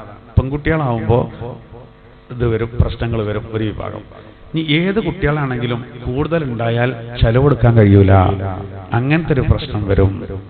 അങ്ങനെ കുട്ടികളെ കൊല്ലുന്നൊരു ചുറ്റുപാടുണ്ടായിരുന്നു. അതിനാണ് അല്ലാഹു തആല മറുപടി അതാണ് പറയുന്നത്. വകദാലിക സയ്യന ലികസീരിൻ മിനൽ മുശ്രികീന ഖത്ല ഔലാദിഹിം ശുറകാഉഹും.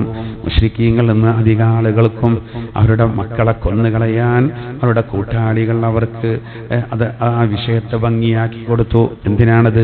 ലിയുർദൂഹും, അവരെ നാശത്തിലേക്ക് തള്ളാൻ വേണ്ടിയാണ്.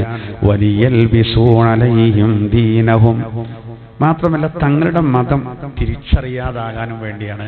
എന്ന് പറഞ്ഞാൽ ഇവരെ സംബന്ധിച്ചിടത്തോളം ഇവരെ മതം എന്ന് പറഞ്ഞത്, ഇവര് അറബികൾ എന്ന് പറഞ്ഞാൽ ഇസ്മായിൽ നബിയിൽ നിന്ന് വന്നതാണ്. ഇസ്മായിൽ നബിയിൽ നിന്ന് വന്ന ഇസ്മായിൽ നബിയുടെ ഒരു സന്ദേശമുണ്ട്. ഇബ്രാഹിം നബിയിൽ നിന്ന് കിട്ടിയത് തന്നെയാണ് ഇസ്മായിൽ നബി പ്രബോധനം ചെയ്തത്. അവർക്ക് പ്രത്യേക ഗ്രന്ഥം വേണമെന്നില്ല. ഇബ്രാഹിം നബി അലൈഹിസ്സലാത്തു വസ്സലാമിന് കള്ള കൊടുത്ത ഏടുകൾ തന്നെയാണ് ഇസ്മായിൽ നബിക്ക്. അപ്പോൾ അത് അതിൽ ഇതൊന്നും പറയില്ലല്ലോ, ഇങ്ങനത്തെ തെറ്റ്.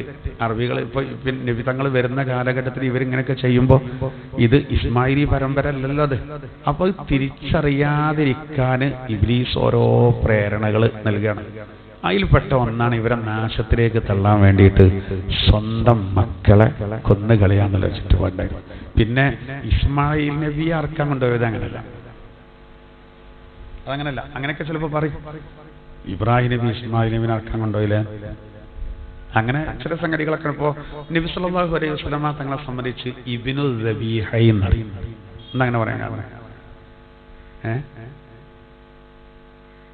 അറുക്കാൻ വേണ്ടി കൊണ്ടുപോയ, അറുക്കപ്പെടാൻ അങ്ങനത്തെ 2 പേരുടെ മകനാണ് മുഹമ്മദ് നബി സല്ലല്ലാഹു അലൈഹി വസല്ലമ തങ്ങൾ എന്നാണ് ഇബ്നു ദബീഹ എന്നാണ്. അതെന്താ അങ്ങനെ വരാൻ പേര് അങ്ങനെ ചിന്തിച്ചിട്ടുണ്ടോ? എന്താ അറിയോ? ഒന്ന് ഇസ്മായിൽ നബിയാണ്, ഒന്ന് അബ്ദുള്ളയാണ്. നബിയുടെ നേരൊപ്പം അബ്ദുള്ള. അവരങ്ങനെ പോയ ഒടുക്കത്തും ഇസ്മായിൽ നബി. അതിൽ ഇസ്മായിൽ നബിനെ ഇബ്രാഹിം നബിനെ അറക്കാൻ കൊണ്ടുപോയി ലാസ്റ്റ് ഘട്ടത്തിൽ രക്ഷപ്പെടുത്തി അല്ലാഹ്. ഇതേ ഒരവസ്ഥ ആർക്കും വന്നിട്ടുണ്ട്, അബ്ദുള്ളാക്കും വന്നിട്ടുണ്ട്. അതായത് അബ്ദുൽ മുത്തലിബ് എന്നവർക്ക് ഹാരിസ് എന്ന് പറഞ്ഞ ഒരൊറ്റ കുട്ടി മാത്രം ജനിച്ച് ആ സന്ദർഭത്തിൽ അദ്ദേഹം പറഞ്ഞു അത്രയാണെന്ന്, പഠിച്ചോനെ 10 കുട്ടികൾ ഉണ്ടാകുകയാണെങ്കിൽ അതിൽ ഒരു കുട്ടിനെ ഞാൻ നിനക്ക് വേണ്ടി ബലിയർക്കും എന്ന് ആര് പറഞ്ഞു? അബ്ദുൽ മുത്തലിബ് ആ കാലഘട്ടത്തിൽ പിന്നെ എന്ത് ചെയ്തു? അങ്ങനെ ഒരു പ്രഖ്യാപനം നടത്തി. അന്നത്തെ ചുറ്റുപാട് അങ്ങനെയാണ്. എനിക്ക് 10 മക്കളുണ്ടാകുകയാണെങ്കിൽ ഞാൻ എൻ്റെ ഒരു കുട്ടിയെ എന്ത് ചെയ്യും? നിന്റെ മാർഗത്തിൽ ബലിയർക്കുന്നു അദ്ദേഹം കരുതി. അങ്ങനെ അതിൻ്റെ ശേഷം ഇവർക്ക് അങ്ങനെ മക്കളുണ്ടാകാൻ തുടങ്ങി.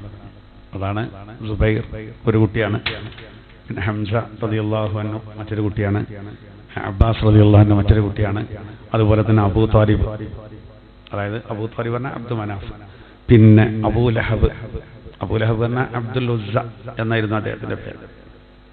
പിന്നെ അങ്ങനെ വേറെയുണ്ട്. അതുപോലെ തന്നെ പിന്നെ സഫിയ, ആതിഖ, അർവ, ഉമൈമ, ബർറ, ഉമ്മു ഹക്കീം, ഇതൊക്കെ നബിന്റെ അമ്മായിമാരാണ്. 10 ഉണ്ടായത്. പല അഭിപ്രായങ്ങളുണ്ട്, 10-16 പേര് അങ്ങനെ ഉണ്ടായിരുന്നുണ്ട്. എന്തായിരുന്നാലും 10 ആയപ്പോ അതാണ് ആര്? 10ാമനാണ് ആര്? അബ്ദുള്ള. അപ്പൊ മൂപ്പരെന്ത് ചെയ്തു? പിന്നെ ചെറിയ കുട്ടീനെ ഇറക്കാൻ തോന്നുന്നില്ല, മാത്രമല്ല ആരെ ഇറക്കാൻ തോന്നുന്നില്ലല്ലോ. അപ്പോൾ 10 മക്കളുണ്ട് എഴുതിയാണ്ട് ഒരു കുട്ടി ഞങ്ങൾ തരുവച്ചു നോക്കി അയാളോട്, എനിക്കതിന് 10 ഇല്ല, നോ നിർത്തോളി എന്ന് പറയോ? തേങ്ങല്ലല്ലോ അത്, അല്ലല്ലോ. നമ്മൾ ഒരു കഥ വായിച്ചെടുത്ത് കാണാൻ, കുട്ടികളില്ലാത്ത ഒരാള് 2 ദമ്പതിമാര് ഇങ്ങനെ ചർച്ച ചെയ്ത് ഒരു പറഞ്ഞ പോലെ നമ്മൾ അയലോകത്തോല് അവിടെ പിന്നെ 8 കുട്ടികളിട്ടുണ്ട്, എന്നാൽ നമുക്ക് അവിടുന്ന് ഒരു കുട്ടിനെ നമുക്ക് കൊണ്ടുവരാം, നമ്മൾ ദത്തുപുത്രനാക്കാരനാണ്, ആ രൂപത്തിൽ നമുക്ക് വളർത്തണം ആക്കെ ചോദിക്കാലോ.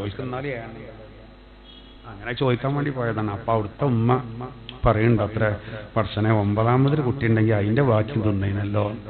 അത് കേട്ടപ്പോ ഈ താത്താക്ക് തോന്നി, ഇത് ചോദിച്ചിട്ട് കാര്യമില്ല, 9ന് ആഗ്രഹിച്ചിരിക്കണം മടങ്ങിയ ഒരു കഥ എന്ന് പറഞ്ഞമാർക്ക് കുട്ടികളൊക്കെ വലുത് തന്നെ. അപ്പൊ അബ്ദുള്ള എന്ത് ചെയ്തു അറിയാം? പിന്നെ അബ്ദുൽ മുത്തലിബ് എന്നവരെന്ത് ചെയ്തു? നറുക്കിട്ടു. ഇനി അതിലൊരു വിവേചനം വേണ്ടായിരുന്നിട്ട് വീണായിരിക്കാണ് അബ്ദുള്ളാക്കാണ്. അങ്ങനെ കുട്ടീനെ ഇറക്കാൻ കൊണ്ടുപോയി മൂപ്പര്. അതിൽ കുടുംബക്കാർ തടഞ്ഞു. ലാസ്റ്റ് ഘട്ടത്തിൽ സംഗതി മൂപ്പര് നേർച്ചാക്കിയൊക്കെയാണ്. അങ്ങനെ പിന്നെ കുടുംബത്തിന്റെ പല അഭിപ്രായങ്ങളുണ്ട്.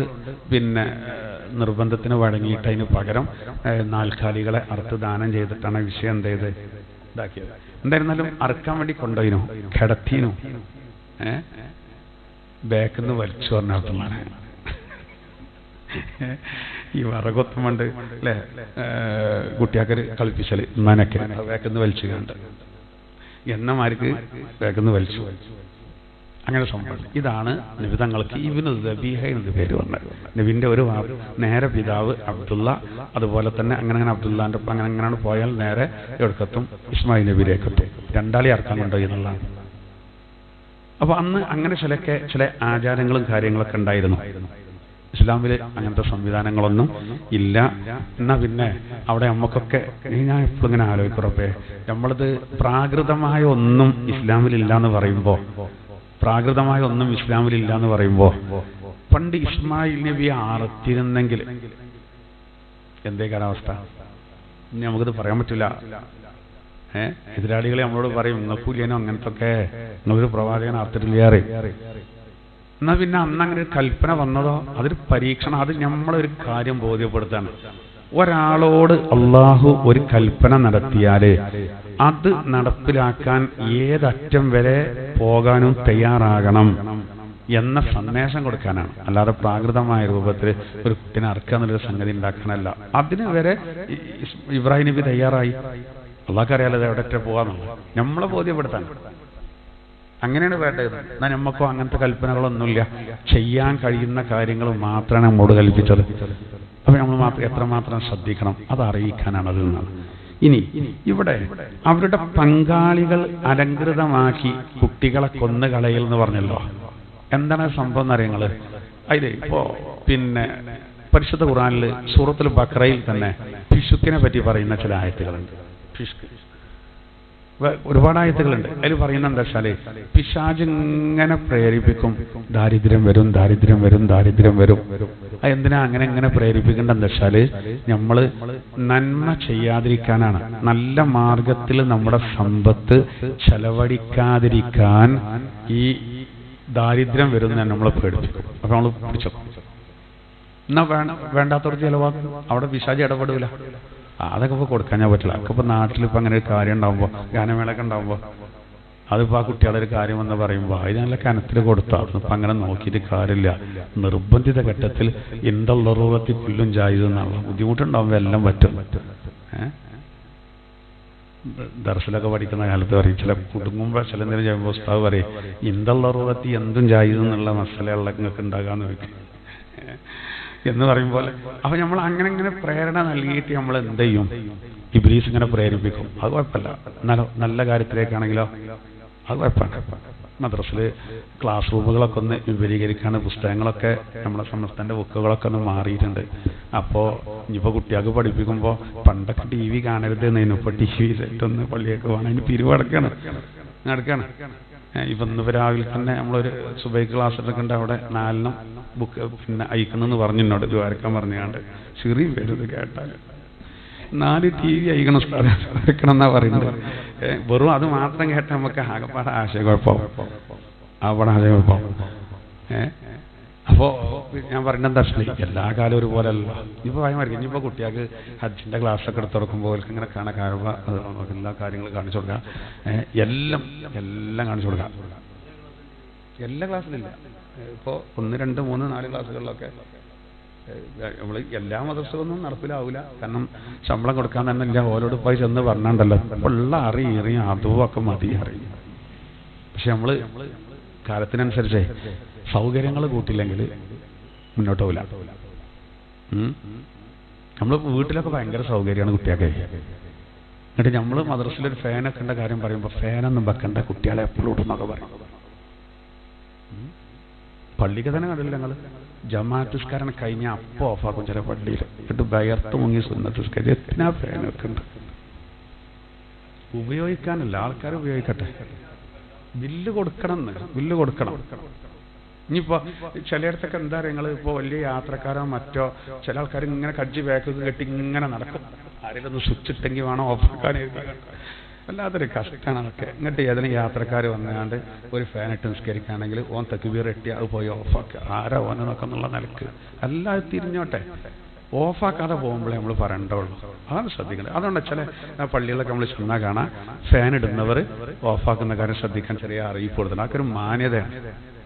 ചില ഇട്ടുകാണ്ട് പോവേ. വേറെ ചില വളവന്മാരുണ്ട് കേട്ടോ, കടന്നിറങ്ങാനായിട്ട് ഫാൻ്റെ ചോട്ടക്ക് പള്ളിയൊക്കെ തന്നെ വരിക. പെരിയിൽ പെണ്ണുങ്ങളയക്കൂലേ, ബില്ല് കൂടുതലായിരുന്നു. അങ്ങനെ പാടില്ല. ഞാൻ തിരൂരൊരു പള്ളിക്ക് വയ്യാഴ്ച കയറി. അപ്പോൾ ഞാൻ അവിടെ മൂത്രപ്പെരിയിലൊന്ന് ചെന്നപ്പോഴേ എനിക്ക് ഭയങ്കര ഇത് തോന്നി. കാരണം എന്താ വെച്ചാൽ അവിടെ സൗകര്യപ്പെടുത്തിയത്, യാത്രക്കാർക്കൊക്കെ സൗകര്യപ്പെടുത്തിയിട്ടുണ്ട്. ടോയ്ലറ്റ് സൗകര്യങ്ങളൊക്കെ പല ആൾക്കാരും വൃത്തികേടാക്കിയിട്ടാണ് തുറന്നിടാത്ത പല കാര്യങ്ങൾ. അവന് ഈ ഫാൻ്റെ കാര്യം പറഞ്ഞു എന്ന് മാത്രം. നമ്മൾ കാലത്തിനനുസരിച്ച് വേണ്ടിയല്ലോ. മദ്രസകളൊക്കെ നല്ല ഉഷാറാക്കണം. കുട്ടികൾ എന്ന് പറഞ്ഞാൽ ആ രൂപത്തിലാണ് കുട്ടികൾ വളരുന്നത്. അപ്പോൾ നമ്മൾ എന്താ അറിയാം, അതിനെ നല്ലതാക്കി മാറ്റിയെടുക്കാൻ കഴിയണം. ഇനിയിപ്പോൾ മൊബൈൽ തുടരുത് എന്ന് പറയൽ നടക്കൂല കുട്ടികളോട്. അപ്പം നമ്മൾ എന്ത് ചെയ്യണം, ഓല് യൂസ് ചെയ്യേണ്ടത് നല്ല രൂപത്തിലാക്കാനും അത് നല്ല വഴിയിൽ തിരിച്ചുവിടാനേ ഇനി കഴിയുള്ളൂ. അങ്ങനത്തെ കാലമായി പിരാന്താവും അല്ലെങ്കിൽ ഓല അല്ലെങ്കിൽ കെട്ടി തോന്നും. അങ്ങനത്തെ ഒരു അവസ്ഥയുള്ളൂ. എന്നാലും പരമാവധി നമ്മൾ ശ്രദ്ധിക്കാന്നുള്ളതാണ്. അപ്പോൾ ആവട്ടെ. അപ്പോൾ പറഞ്ഞു വന്ന ഇതാണ്. അപ്പോൾ കുറേ ദുരാചാരങ്ങൾ ആ കാലഘട്ടത്തിൽ ഉണ്ടായിരുന്നു. ഇസ്ലാമിൻ്റെ നയം എന്താണ്? ദാരിദ്ര്യം പേടിച്ച് ആരും കുട്ടികളെ ചെയ്യരുത്, പ്രത്യേകിച്ച് പെൺകുട്ടികളോട്. അതുകൊണ്ടാണ് അള്ളാന്റെ റസൂലിന് അള്ളാഹു തആല പെൺകുട്ടികളെ കൂടുതൽ കൊടുത്തു എന്ന് മാത്രമല്ല, പെൺകുട്ടികളെ കാര്യത്തിന് വിധങ്ങൾ ഭയങ്കര ജാഗ്രത കാട്ടി. ഫാത്തിമ എന്റെ കരളിന്റെ കഷ്ണമാണ്, അങ്ങനെ പറഞ്ഞ എന്റെ കരളാണെന്ന് പറഞ്ഞു. ആ ശരിക്കണം പഠിപ്പിച്ചു കൊടുത്തു. ഈ ആയത്തിന്റെ വിശദീകരണത്തിൽ വരുന്ന വേറൊരു സംഗതി എന്താ അറിയാം? ഇപ്പോൾ ഇവര് ഇബ്ലീസ് ശുറക്കാ എന്ന് പറഞ്ഞതാണ്. ഇവരെ വഴി തെറ്റിക്കാൻ വേണ്ടി കുട്ടികളെ കൊല്ലാൻ ഇങ്ങനെ അത് അലങ്കൃതമാക്കി. എന്നാൽ അത് കൊന്നോ, ആള് പ്രശ്നമൊന്നുമില്ല, ഇപ്പൊ ഒരു ബുദ്ധിമുട്ടുണ്ടെങ്കിലും വലിയ ബുദ്ധിമുട്ട് തീരാണ്, ദാരിദ്ര്യം പഠിപ്പിക്കുകയാണ്. അവർക്ക് വലിയൊരു മറുപടി നിബിതങ്ങൾ കൊടുത്തത് എങ്ങനെ അറിയങ്ങള്? നിബിതങ്ങൾ ഒരു ദരിദ്രനായി അള്ളാക്കിയല്ലേ ആണ്. പക്ഷെ നിബിതങ്ങൾ ദുആ ചെയ്തൊക്കെ എന്താണ്? പിന്നെ മിസ്കിനാക്കണം എന്നാണ്. അതായത് മക്കയിലെ ഇവരിങ്ങനെ പറഞ്ഞു, ആര് മക്ക മുശ്രിക്കുകൾ ഒരിക്കൽ പറഞ്ഞു, ഇയാളൊരു റസൂലാണെങ്കിൽ ഇയാൾക്ക് സ്വർണത്തിന്റെ ഒരു പടി നിധികൾ വേണം, പൈസ അല്ലല്ലോ ഇയാളെ എത്തുന്നത്. അപ്പോൾ അതിന് മറുപടി കൊടുക്കും. ഞാൻ ആയത്തോടാ നബി സല്ലല്ലാഹു അലൈഹി വസല്ലം തങ്ങൾ ഒരിക്കൽ പറയാണ്, എനിക്ക് അല്ലാഹു തആല മക്കയിലെ പർവ്വതങ്ങൾ, വലിയ പർവ്വതങ്ങൾ ഉണ്ടല്ലോ, ആ പർവ്വതങ്ങളുടെ അത്ര സ്വർണം എനിക്ക് കാണിക്കപ്പെട്ടു. ഞാൻ പറഞ്ഞു, റബ്ബേ എനിക്കത് വേണ്ട. എന്നിട്ട് ആ ഹദീസിൽ പറയുന്ന എന്താ അറിയോ? ഒരു ദിവസം എനിക്ക് ഭക്ഷണം ഉണ്ടെങ്കിൽ അടുത്ത ദിവസം എനിക്ക് പട്ടിണി ആയാലും കുഴപ്പമില്ല. നിബിധങ്ങൾ ഇതിന് കാരണം പറഞ്ഞത് മഹാന്മാരായ മുഫസ്സിറുകൾ പിന്നെ പരിശുദ്ധ ഖുർആനില് നംല് സൂറത്തിലെ ഒരായത്തിന്റെ വിശദീകരണത്തിൽ പറയുന്നുണ്ട്. എന്താ പറയുന്ന അറിയുന്നത്? നംലല്ല, ഫുർഖാൻ.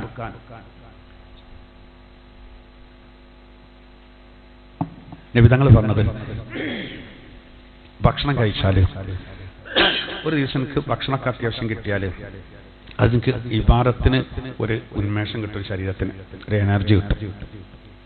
ഒന്ന് അതിനാണ്. മറ്റൊന്ന് അതൊക്കെ തന്ന അള്ളാഹ്ക്ക് ശുക്ർ ചെയ്യണമല്ലോ, ഒരു സന്തോഷം കിട്ടുമ്പോഴല്ല ഈ ശുക്ർ. അതിനാണ് എന്നും എനിക്ക് അങ്ങനെ വേണ്ട, ചില ദിവസം പട്ടിണിയും വേണം. നബിതങ്ങൾ അതിന് കാരണം പറഞ്ഞെന്താ വെച്ചാല് എന്നാലേ എനിക്ക് ഹുദൂ ഉണ്ടാവുള്ളൂ, താഴ്മ.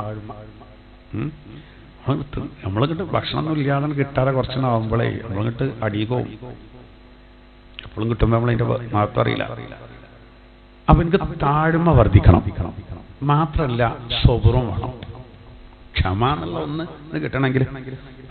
ഇവര് കളിയാക്കുന്നതോ, ഇയാളെ ഞങ്ങൾ 2-3 കാരണങ്ങൾ ഇവർ പറഞ്ഞു നബിനെ അംഗീകരിക്കാം. ഒന്ന്, നബി ഭക്ഷണം കഴിക്കുന്നുണ്ട്, പ്രവാചകനൊക്കെ ആകുമ്പോൾ തിന്നാൻ പാടില്ല. രണ്ടാമത്തത്, മൂപ്പര് അങ്ങാടി പോകണ്ടല്ലോ, പ്രവാചകനൊക്കെ ആകുമ്പോൾ അങ്ങാടിക്ക് പോകാൻ പാടില്ല. മൂന്നാമത്തത്, സ്വത്തില്ലല്ലോ,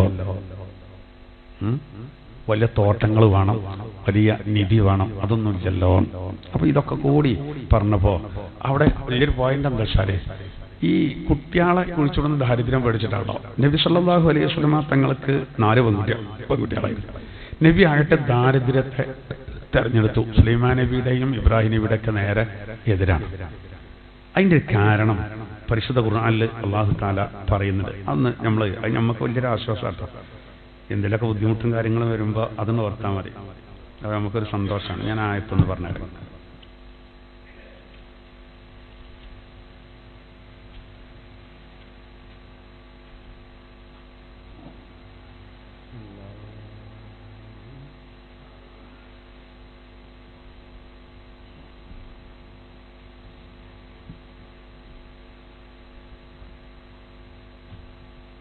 പരിശുദ്ധ ഖുർആനിലെ പിന്നെ 360-ാമത്തെ പേജ് നോക്കി, അവിടെ എൻ്റെ തഫ്സീർ വിശദീകരണം കിടക്കുന്നുണ്ട്.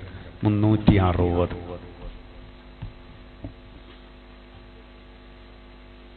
സൂറത്തുൽ ഫുർഖാൻ 7-ാമത്തെ ആയത്തോടെ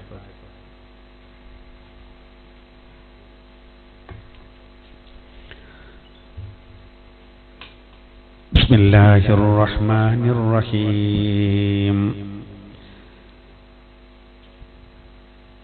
وقالوا ما لهذا الرسول يأكل الطعام ويمشي في الأسواق لولا أنزل إليه ملك فيكون معه نذيرا أو يلقى إليه كنز أو تكون له جنة يأكل منها وقال الظالمون إن تتبعون إلا رجلا مسحورا انظر كيف ضربوا لك الأمثال فضلوا فلا يستطيعون سبيلا تبارك الذي إن شاء جعل لك خيرا من ذلك ജന്നാത്തിൻ തജ്രി മിൻ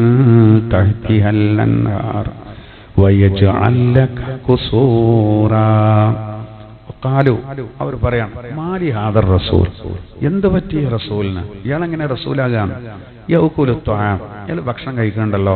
വയംശി ഫിൽ അസ്വാഖ്, ഇയാൾ അങ്ങാടിയിലൂടെ നടക്കുന്നുണ്ടല്ലോ. ഇതിന്റെ വ്യാഖ്യാനത്തിൽ കാണാൻ റസൂല് മലക്കുമല്ല മരിക്കുമല്ല. മലക്കായിരുന്നെങ്കിൽ അങ്ങനെ ആഹാരം കഴിക്കൂല. മലക്ക് മരിക്ക് രാജാവായിരുന്നെങ്കിൽ സാധാരണക്കാരെ പോലെ അങ്ങനെ അങ്ങാടി കൂടി ഒന്നും ഇങ്ങനെ നടക്കുന്നില്ല.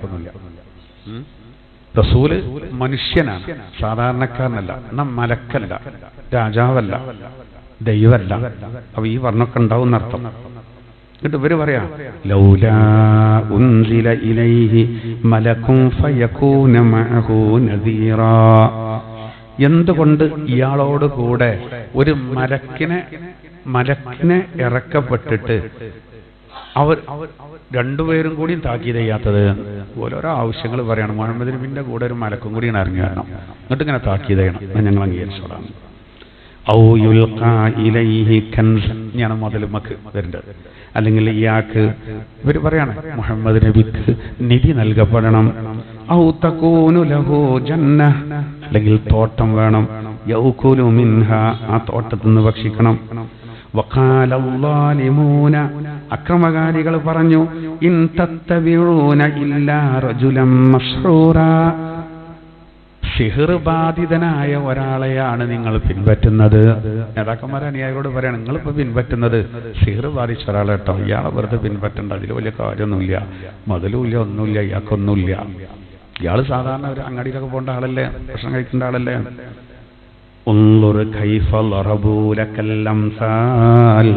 നബിയെ അങ്ങൊന്ന് നോക്കൂ, എങ്ങനെയാണ് അങ്ങേക്ക് അവർ ഉപമകൾ പറയുന്നത്. ഫളല്ലൂ, അവർ പഴച്ചുപോയവരാണ്. ഫലാ യസ്തതീഊന സബീലാ, നേർമാർഗം പ്രാപിക്കാൻ അവർക്കൊരു വഴിയില്ല. ഇനിയാണ് നമ്മളെ വിഷയത്തോട് ബന്ധപ്പെട്ട് തബാറക, അല്ലാഹു പറഞ്ഞു, തബാറകല്ലദി, ഒരുത്തൻ അനുഗ്രഹ സമ്പൂർണനാണ്. ഇൻഷാ, ആ ഒരുത്തൻ അള്ളയാണ്. അള്ളാഹിനെ പറ്റി പറയാണ്, അള്ളാഹ് അനുഗ്രഹ സമ്പൂർണനാണ്. ഇൻഷാ, ആ അള്ളാഹ് ഉദ്ദേശിച്ചാൽ ജഅല ലക ഖൈറൻ മിൻ ദാലിക, ഇവർ ഈ പറഞ്ഞതിനേക്കാൾ ഉത്തമമായതിന് അള്ളാഹു താങ്കൾക്ക് നൽകുമായിരുന്നു. ഇവര് പറഞ്ഞ തോട്ടം ഉണ്ടാണ്ടീനു, നിധി ഉണ്ടാണ്ടീനു, അതിലേറെ വലുത് കിട്ടുമായിരുന്നു. അതെന്താ? ജന്നാത്തിൻ, ഓല് പറഞ്ഞൊരു തോട്ടമൊന്നല്ല, തോട്ടങ്ങൾ. തജ്രി മിൻ തഹ്തിഹൽ അൻഹാർ, ആ തോട്ടത്തിന്റെ താഴ്ഭാഗത്തിലൂടെ അരുവികളൊഴുകും. വയജ്അൽ ലക ഖുസൂറാ, അവൻ ഉദ്ദേശിച്ചിരുന്നെങ്കിൽ താങ്കൾക്ക് കൊട്ടാരങ്ങൾ നൽകുമായിരുന്നു. കൊട്ടാരങ്ങൾ, ഖുസൂർ ഖസ്റിന്റെ ബഹുവചനാണത്. അതിനൊക്കെ അള്ളാഹ്ക്ക് സാധിക്കും. പക്ഷെ നബി തങ്ങൾ ഇത് വരുന്നത് കാരണം വേണ്ട. അല്ലാഹുമ്മ അഹ്യിനി മിസ്കീന, പടച്ചോനെ ജിന്നെ മിസ്കീനാക്കണം, മിസ്കീനായി ജീവിപ്പിക്കണം. അമിതിനി മിസ്കീന, പടച്ചോനെ മിസ്കീനായിട്ട് എന്നെ മരിപ്പിക്കുകയും ചെയ്യണേ.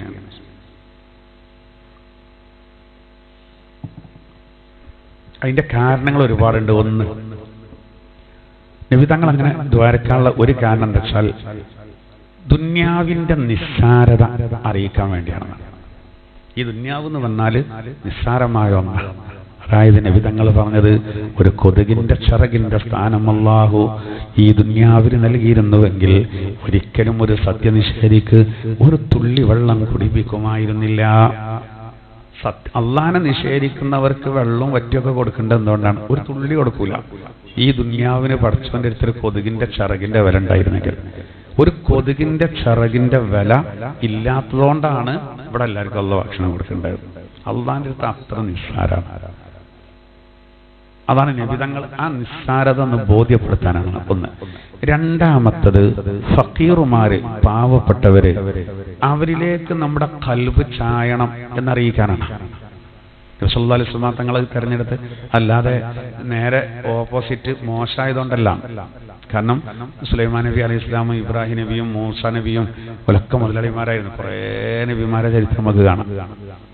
കൃഷിയും ഒലക്ക എല്ലാം ജോലി എടുത്തു. എന്തെങ്കിലും ഒരു ജോലി വേണമെന്നല്ല. ഇന്നിപ്പോ ജോലിക്കും മടിയാണ് ആൾക്കാർക്ക് അല്ലേ. ഇന്നിപ്പോൾ ഒരു കല്യാണമൊക്കെ അന്വേഷിക്കുമ്പോൾ ഗവൺമെൻറ് ജോലി പറഞ്ഞാൽ ഓക്കെ, അല്ലെങ്കിൽ നാടൻ പണിയൊന്നും പറയാനേ പറ്റൂല.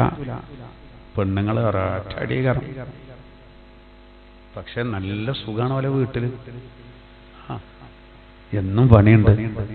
എൻ്റെ നാട്ടിലും 2-3 ചെക്കന്മാർ തെങ്ങുന്ന കാരണം അവരെ പരിപാടി കയറി പോകണ്ട. ഒരു പണിയില്ലാ തോന്നിട്ടോ, ആ പണിക്കൊരു പണിയില്ലാ തോന്നാം. ഇത്യാദി കയറ്റങ്ങൾ ഓൽക്ക് എന്നും പണിയുണ്ട്. ഒരു ജോലിന് നമ്മൾ ഇതാക്കേണ്ട ആവശ്യമില്ലല്ലോ. ഒരു സാധാ നാട്ടിൽ തന്നെയാണ്, നാടൻ പണിയാണ്, കൂലിപ്പണിയാണെന്നൊക്കെ പറഞ്ഞാൽ അതെന്തോ വലിയൊരു പ്രശ്നമായിട്ടാണ് ആൾക്കാർ കാണുന്നത്.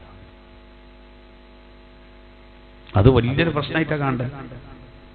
അപ്പോൾ പൊതുവെ കുട്ടികളൊക്കെ എന്ത് ചെയ്യണമെന്ന് വെച്ചാൽ ജോലി ചെയ്യാതെ എങ്ങനെ പൈസ ഉണ്ടാക്കാൻ പറ്റുമെന്നാണ് ആലോചിക്കേണ്ടത്.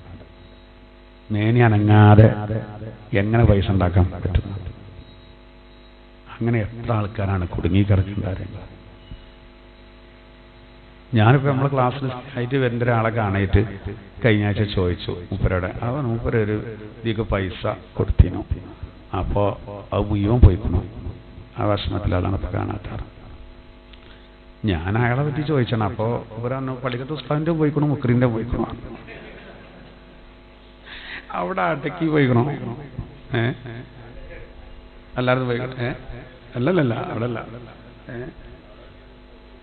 കുറേ സ്ഥലത്തുണ്ട്. അതിങ്ങനെ നിരന്ന വളർന്നായിരിക്കാ ആടി ഉസ്താദിൻ്റെ അടക്കം പോയിക്കണമെന്നാണ്. അതെന്ന് വെച്ചാൽ അപ്പോൾ അതിന് നേതൃത്വം കൊടുക്കേണ്ട ആള് ഉസ്താദാണ്. അത് അത്യാവശ്യം ദിക്റും സ്വലാത്തൊക്കെ ഉള്ള ആളാണ്. അപ്പോൾ മൂപ്പരെ ഏൽപ്പിച്ചാണ്. മൂപ്പരെ വേറെ ആരോ കുടിക്കുകയാണ്. മൂപ്പരെ അച്ഛൻ മതി എന്ന് എഴുതിയിട്ട് മൂപ്പരെ കയറോപ്പ് കൂടി വാങ്ങിയാണ്. ഇപ്പം ആരും കാണില്ല. പറ്റില്ല. അതാണ്. അതായത് എല്ലാവരും എല്ലാം ശ്രദ്ധിക്കണേ. മുന്നിൽ നിൽക്കണ്ടോലൊക്കെ നല്ലോണം ശ്രദ്ധിക്കണം. നമ്മളിവിടെ ക്ലാസ്സിൻ്റെ എൻ്റെ ഒരു സുഹൃത്തിൻ്റെ അടുത്ത് വന്നിരുന്നു ഒരു ദിവസം. എന്നോട് പറഞ്ഞ കുറേ കാര്യങ്ങളൊക്കെ അവതരിപ്പിച്ചുകൊണ്ടാണ് ഉസ്താദെ ചെറിയൊരു സഹായിക്കണം, നിങ്ങളെ നമ്മൾ ഒരു പാർട്ട്ണറാക്കുകയാണ്, സൈലന്റ് പാർട്ട്ണറാണ്, നിങ്ങൾ പൈസ ഒന്നും തരണ്ട, മാസങ്ങൾക്ക് വരുമാനം വരുന്ന പറഞ്ഞു. ഞാൻ അന്ന് പറഞ്ഞ മൂപ്പരോട് വർഷം നിങ്ങൾ പറയരുത് ഇങ്ങനെ കേട്ടോ. പറഞ്ഞു ഭയങ്കര അപകടമാണിതേ, ഭയങ്കര അപകടമാണ്.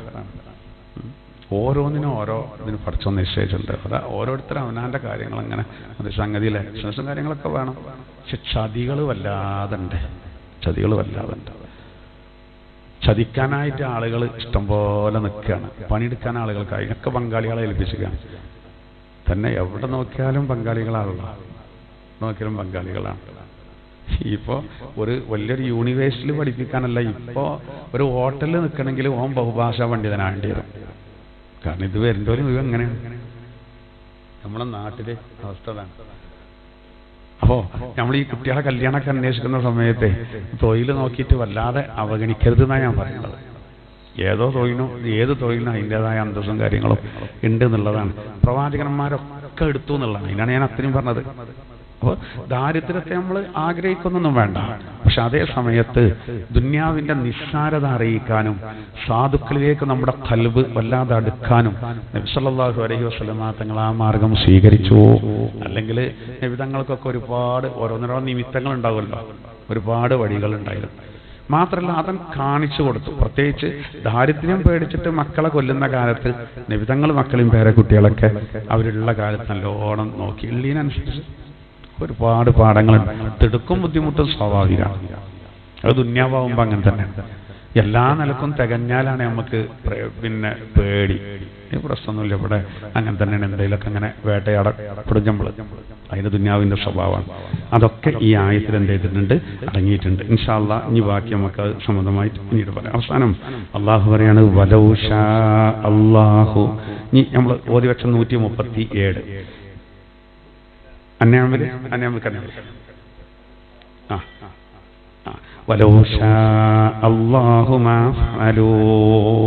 അള്ളാഹ് ഉദ്ദേശിച്ചിരുന്നുവെങ്കിൽ ഒരിക്കലും അവരങ്ങനെ ചെയ്യുമായിരുന്നില്ല. അതായത് ഒരു മക്കളെ കൊന്നു. ഫദറുഹും, അതുകൊണ്ട് നബിയെ അവരെ കാര്യം വിട്ടേക്ക്. വമാ യഫ്തറൂൻ, അവർ വ്യാജമായി നിർമ്മിച്ചുണ്ടാക്കുന്നതിനെയും അങ്ങ് വിട്ടേക്ക്. പലരും അവരെന്താ പറയാ അറിയോ, ഇത് ശരിയായ മാർഗമാണ്, അള്ളാന്റെ മാർഗമാണ് എന്നൊക്കെ പറഞ്ഞിട്ടാണ് ഒരു നേരത്തെ പറഞ്ഞ ചില കാര്യങ്ങളൊക്കെ അള്ളാഹ്ക്ക് ഭക്ഷണം, നാക്കാലികളെ ഉയഞ്ഞതും വിഗ്രഹങ്ങൾക്ക് വേറെ വെച്ചതൊക്കെ. അപ്പോൾ ഇതൊക്കെ എന്താ വെച്ചാൽ നിങ്ങൾ അതിനെ ആ കാര്യം വിട്ടളി എന്ന് പറഞ്ഞാൽ ഒരു നിലക്കും പറഞ്ഞാൽ കേൾക്കൂലെങ്കിൽ ആ കാര്യം വിട്ടളിയിൽ. അതിൻ്റെ അർത്ഥം അത് നമ്മളോടും അങ്ങനെ തന്നെ കൽപ്പന. ഒരു നിലക്കും നമ്മൾ പറഞ്ഞത് അനുസരിക്കാൻ അവർ തയ്യാറല്ലെങ്കിൽ ഒരു പരിധി ഉണ്ടല്ലോ എല്ലാ കാര്യത്തിനും. ഇപ്പോൾ വലിയ വലിയ മഹാരഥന്മാരൊക്കെ അങ്ങനെ ഉണ്ടായിരുന്നു. ചില ആൾക്കാരെ കേസ് കാര്യങ്ങൾ അത് നമ്മോട് പറയണ്ട, അത് ഇങ്ങോട്ട് വരുത്തണ്ട, ഓനങ്ങോട്ട് കൊണ്ടുവരണ്ട, അതിൽ ഞാൻ ഇടപെടൂല എന്ന് പറയുന്ന ചില കാര്യങ്ങൾ ഉത്തരവാദപ്പെട്ട ആളുകൾക്കൊക്കെ എല്ലാ കാലത്തും ഉണ്ടാവും. എന്താ കാരണം? അത് പറഞ്ഞാൽ കേൾക്കൂല, വെറുതെ വഷളാകാൻ. അപ്പൊ പിന്നെ ഓല് തോന്നിയ മരിക്കല്. ചിലരങ്ങനല്ല, ചിലക്ക് കാര്യങ്ങളൊന്നും നമ്മളൊന്ന് പറഞ്ഞു കൊടുത്താൽ മതിയാവും, ഓൽക്ക് മനസ്സിലാവും. പിന്നെ ഒക്കെ എന്ന് പറഞ്ഞാൽ നേരെ അങ്ങോട്ട് ചോദിക്കുന്നത് അങ്ങനത്തെ ഒരു കാലാണ്. ചെറിയ കുട്ടികളടക്കം ഇപ്പൊ നമ്മളെ പിന്നെ മറ്റേ ഇയാളുണ്ട്, ഒരു എഴുത്തുകാരനുണ്ട്, അയാൾ ഒരു പക്കാ നാടൻ മട്ടത്തിലാണ്, ഷിയാംസു സാഹിബ്.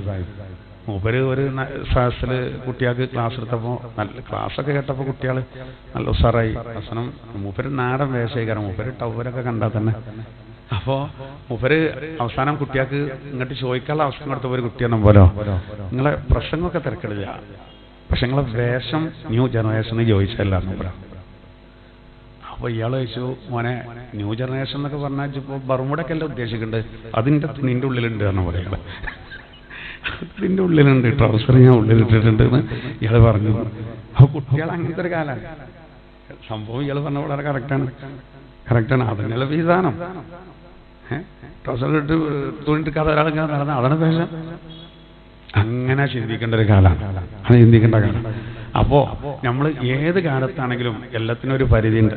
പണ്ടൊക്കെ നമുക്കറിയപ്പോൾ പിന്നെ തേനുസ്ലിയാറെ പോലത്തോലൊക്കെ ഔറത്ത് മറക്കാത്തോലെ കണ്ടാൽ ചിലപ്പോൾ അടിച്ചു, തുണി മടക്കുത്തിയ അടിയിട്ടും. അതൊരു കാലം ഉണ്ടായിരുന്നു. ഇന്നിപ്പോൾ നമ്മൾ അടിച്ചാൽ അങ്ങനെ ഉണ്ടാവും, പറ്റുമോ? ആലോചിച്ചു. അല്ലാ, അങ്ങനത്തെ ഒന്നും ചിന്തിക്കാൻ പോലും വയ്യ, ഉപദേശിക്കാനും കൂടി പറ്റാത്ത കാലമാണ്. തല മറക്കാത്തതിൻ്റെ പേരിലൊക്കെ ഉപദേശിച്ച് കഴിഞ്ഞാണ്ടല്ലോ. നിങ്ങളവിടെ തൊട്ടടുത്തൊരു സ്ഥാപനത്തിൽ ഇവിടെ പിന്നെ കുട്ടികൾ മരിവിസ്കരിച്ചിട്ട് നമ്മളെ പെൺകുട്ടികൾ പോകാതെ അവിടെ ഇരുന്ന് ആൺകുട്ടികളൊപ്പം ഇരിക്കേണ്ട കണ്ടപ്പോൾ കാരണന്മാർ മരിവിസ്കരിക്കാൻ പോകേണ്ട കാരണന്മാർ എന്താ കുട്ടികളെ പേരെയും കൂടി ഒന്നുമില്ല പോയിക്കോളി എന്നാണ്. അതിലൊരു പെൺകുട്ടി, നമ്മളൊരു പെൺകുട്ടി, മുസ്ലിം പെൺകുട്ടി, ഇവിടെ അവിടുത്തെ ഒരാളിനോട് പറയാം, ആ കുട്ടി അറിയണേ നിങ്ങൾ പോയിക്കാണി കാക്ക, നിങ്ങൾക്ക് അറിയാം അത് പഴയ കാലമല്ല കേട്ടോ. പെൺകുട്ടിന്റെ വല്യപ്പാന്റെ പ്രായമുള്ള ആളോട് പറയണം. എന്നാ അയിമ തീർന്നോ, പിറ്റേന്ന് പെൺകുട്ടികളെ പ്രകടനം നമ്മളെ കാരണന്മാർക്കെതിരെ. ആരേലും പാരയോ പിന്നെ വണ്ടിയും വലിയാണ്. അങ്ങനത്തെ ഒരു കാലമാണ്. പണ്ടൊക്കെ ആണെങ്കിലോ അല്ലാഹ് ഹാജിരാക്ക് വരുന്നുണ്ട്, മറ്റേ ആൾ വരുന്നുണ്ട്, പേടിയ കുട്ടികൾ ചോറും നീന്റെ വരെ വല്ല പേര് അറിയുമ്പോഴായിരുന്നു. ഇന്നിപ്പോ എന്ത് പ്രശ്നമില്ല. അപ്പോ ചിലതൊക്കെ നമ്മൾ കണ്ണിയും വേണ്ടി വരും. അതാണ് സദറുഹും, നിങ്ങൾ ഓരോ കാര്യം വിട്ടളി. ഒമായഫ്തറൂൻ, അവര് വ്യാജമായി കെട്ടിച്ചമക്കുന്നതിന് നിങ്ങൾ വിട്ടളി. നമ്മളിപ്പോ പറഞ്ഞു കൊടുക്കാനല്ലേ പറ്റുള്ളൂ, അത്രേ ഉള്ളൂ. വഖാലു, എന്നിട്ട് ഇവര് പറയാണ് ഹാദിഹി അൻആമുൻ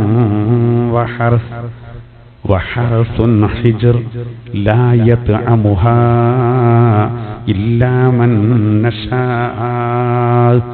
ഇവര് ആദ്യം പറഞ്ഞ ആയത്തിനോട് ബന്ധപ്പെട്ടാണ് ഈ ഭക്ഷണം ഇതൊക്കെ വിഗ്രഹത്തിനൊക്കെ വെച്ചിട്ട് ഇവർ പറയണേ, ഇത് കാലികളും കൃഷികളും തടയപ്പെട്ട പ്രതിരോധിക്കപ്പെട്ട കാലികളും പിന്നെ അതുപോലെ തന്നെ ഭക്ഷണമാണ്.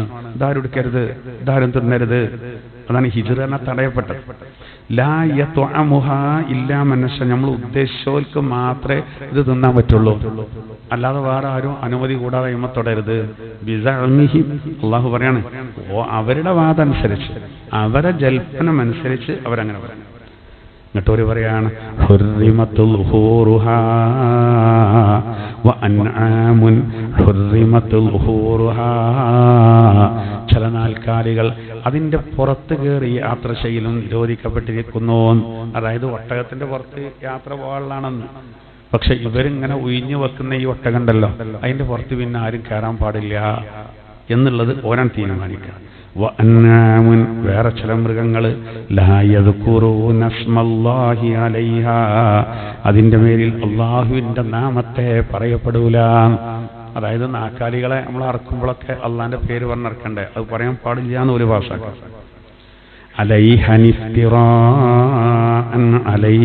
അവര് അതിന്റെ മേലിൽ കെട്ടിച്ചമച്ചിട്ട് ഒരു വെറുതെ ഓരോ വക ഉണ്ടാക്കുകയാണ് ഇതൊക്കെ. അല്ലെങ്കിൽ ഇന്ന ഒട്ടകത്തെ കൊല്ലാൻ പാടില്ല, അതൊന്നും പറയാൻ പാടില്ല. ഒട്ടകത്തിന് നമുക്ക് അനുവദനീയാണ്. അപ്പോ അത് പിന്നെ എന്ത് ചെയ്യാ, അറുക്ക. പക്ഷെ ഓല് നിയമം വെക്കാണ്, ഇത് ഒഴിഞ്ഞിട്ടതാണ്, അങ്ങനെയാണ് ഇങ്ങനെയാണ്.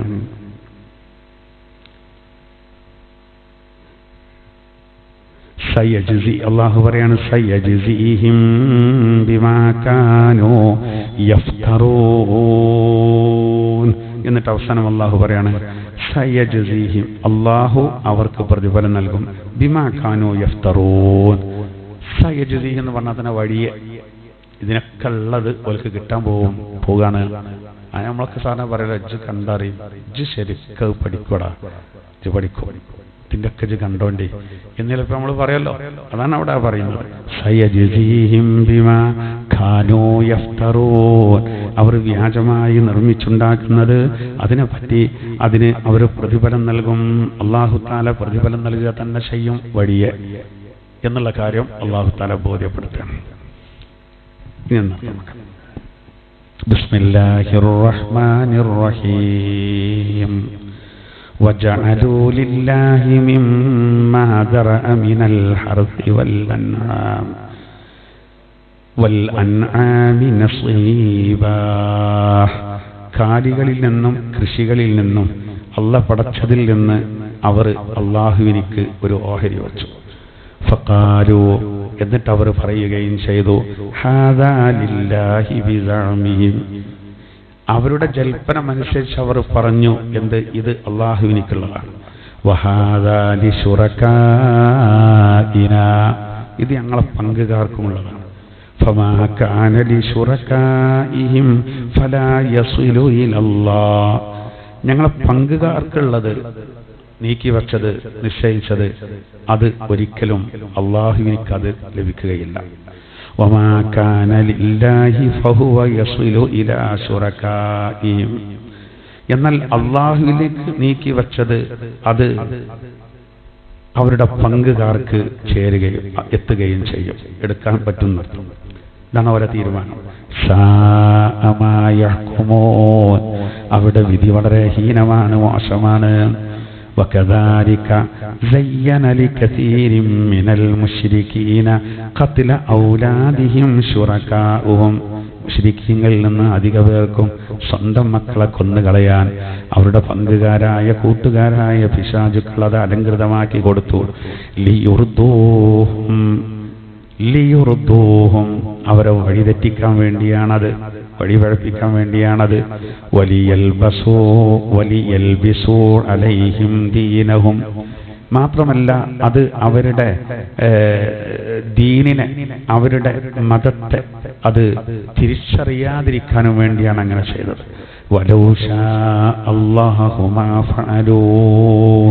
അല്ലാഹു ഉദ്ദേശിച്ചിരുന്നുവെങ്കിൽ ഒരിക്കലും അവരങ്ങനെ അത് ചെയ്യുമായിരുന്നില്ല. ഫദർഹും ഫമാ യഫ്തറൂൻ. അവരെ കാര്യവും അവരെയും അതുപോലെ അവർ നിർമ്മിച്ചുണ്ടാക്കിയതിനെയും വിട്ടേക്ക് നബിയേ. വഖാലൂ അവർ പറഞ്ഞു ഹാദിഹി അൻആമുൻ വഹർ. ഇത് കാലികളും ഈ കൃഷികളും ഹിജറുൻ, ഇത് തടയപ്പെട്ടതാണ് എന്ന് പറഞ്ഞാൽ ഇത് പിന്നെ മറ്റുള്ളവർക്ക് ഉപയോഗിക്കാൻ പറ്റില്ല എന്നർത്ഥം. ലാ യത്അമുഹാ ഇല്ലാ മൻ നശാഉ ബിസഅമിഹിം. അവരെ ജൽപ്പനമനുസരിച്ച് അവർ പറഞ്ഞു ഞങ്ങൾ ഉദ്ദേശിച്ചവരല്ലാതെ ഇതിൽ നിന്ന് ആഹരിക്കാൻ പാടില്ല. വഅൻആമുൻ ഹുർരിമത് ളുഹൂറുഹാ. പുറത്തു കയറി യാത്ര ചെയ്യൽ നിഷിദ്ധമാക്കപ്പെട്ട നാൽക്കാലികളാണിത് എന്ന് അവർ പറഞ്ഞു. ലാ യദ്കുറൂന സ്മല്ലാഹി അലൈഹാ അലൈഹൻ ഇഫ്തിറാഅൻ അലൈഹി. മാത്രമല്ല അവർ വ്യാജമായി നിർമ്മിച്ചതിനനുസരിച്ച് അവർ പറഞ്ഞു അള്ളാഹുവിന്റെ നാമത്തെ പറഞ്ഞറക്കാൻ പറ്റാത്തതുമാണിത്. സയജ്സിഹിം ബിമാ കാനൂ യഫ്തറൂൻ. അവർ ചെയ്ത പ്രവർത്തനങ്ങൾ, അനുവർത്തിച്ച കാര്യങ്ങൾ, അതിന് പകരമായിട്ട് വഴിയെ അവർക്കതിൻ്റെ പ്രതിഫലം ലഭിക്കുന്നതാണ്. ബിസ്മില്ലാഹിർ റഹ്മാനിർ റഹീം. വജഅലൂ ലില്ലാഹി മിമ്മാ ദറഅ മിനൽ ഹർസി വൽ അൻആമി നസീബൻ فقالوا هذا لله بزعمهم وهذا لشركائنا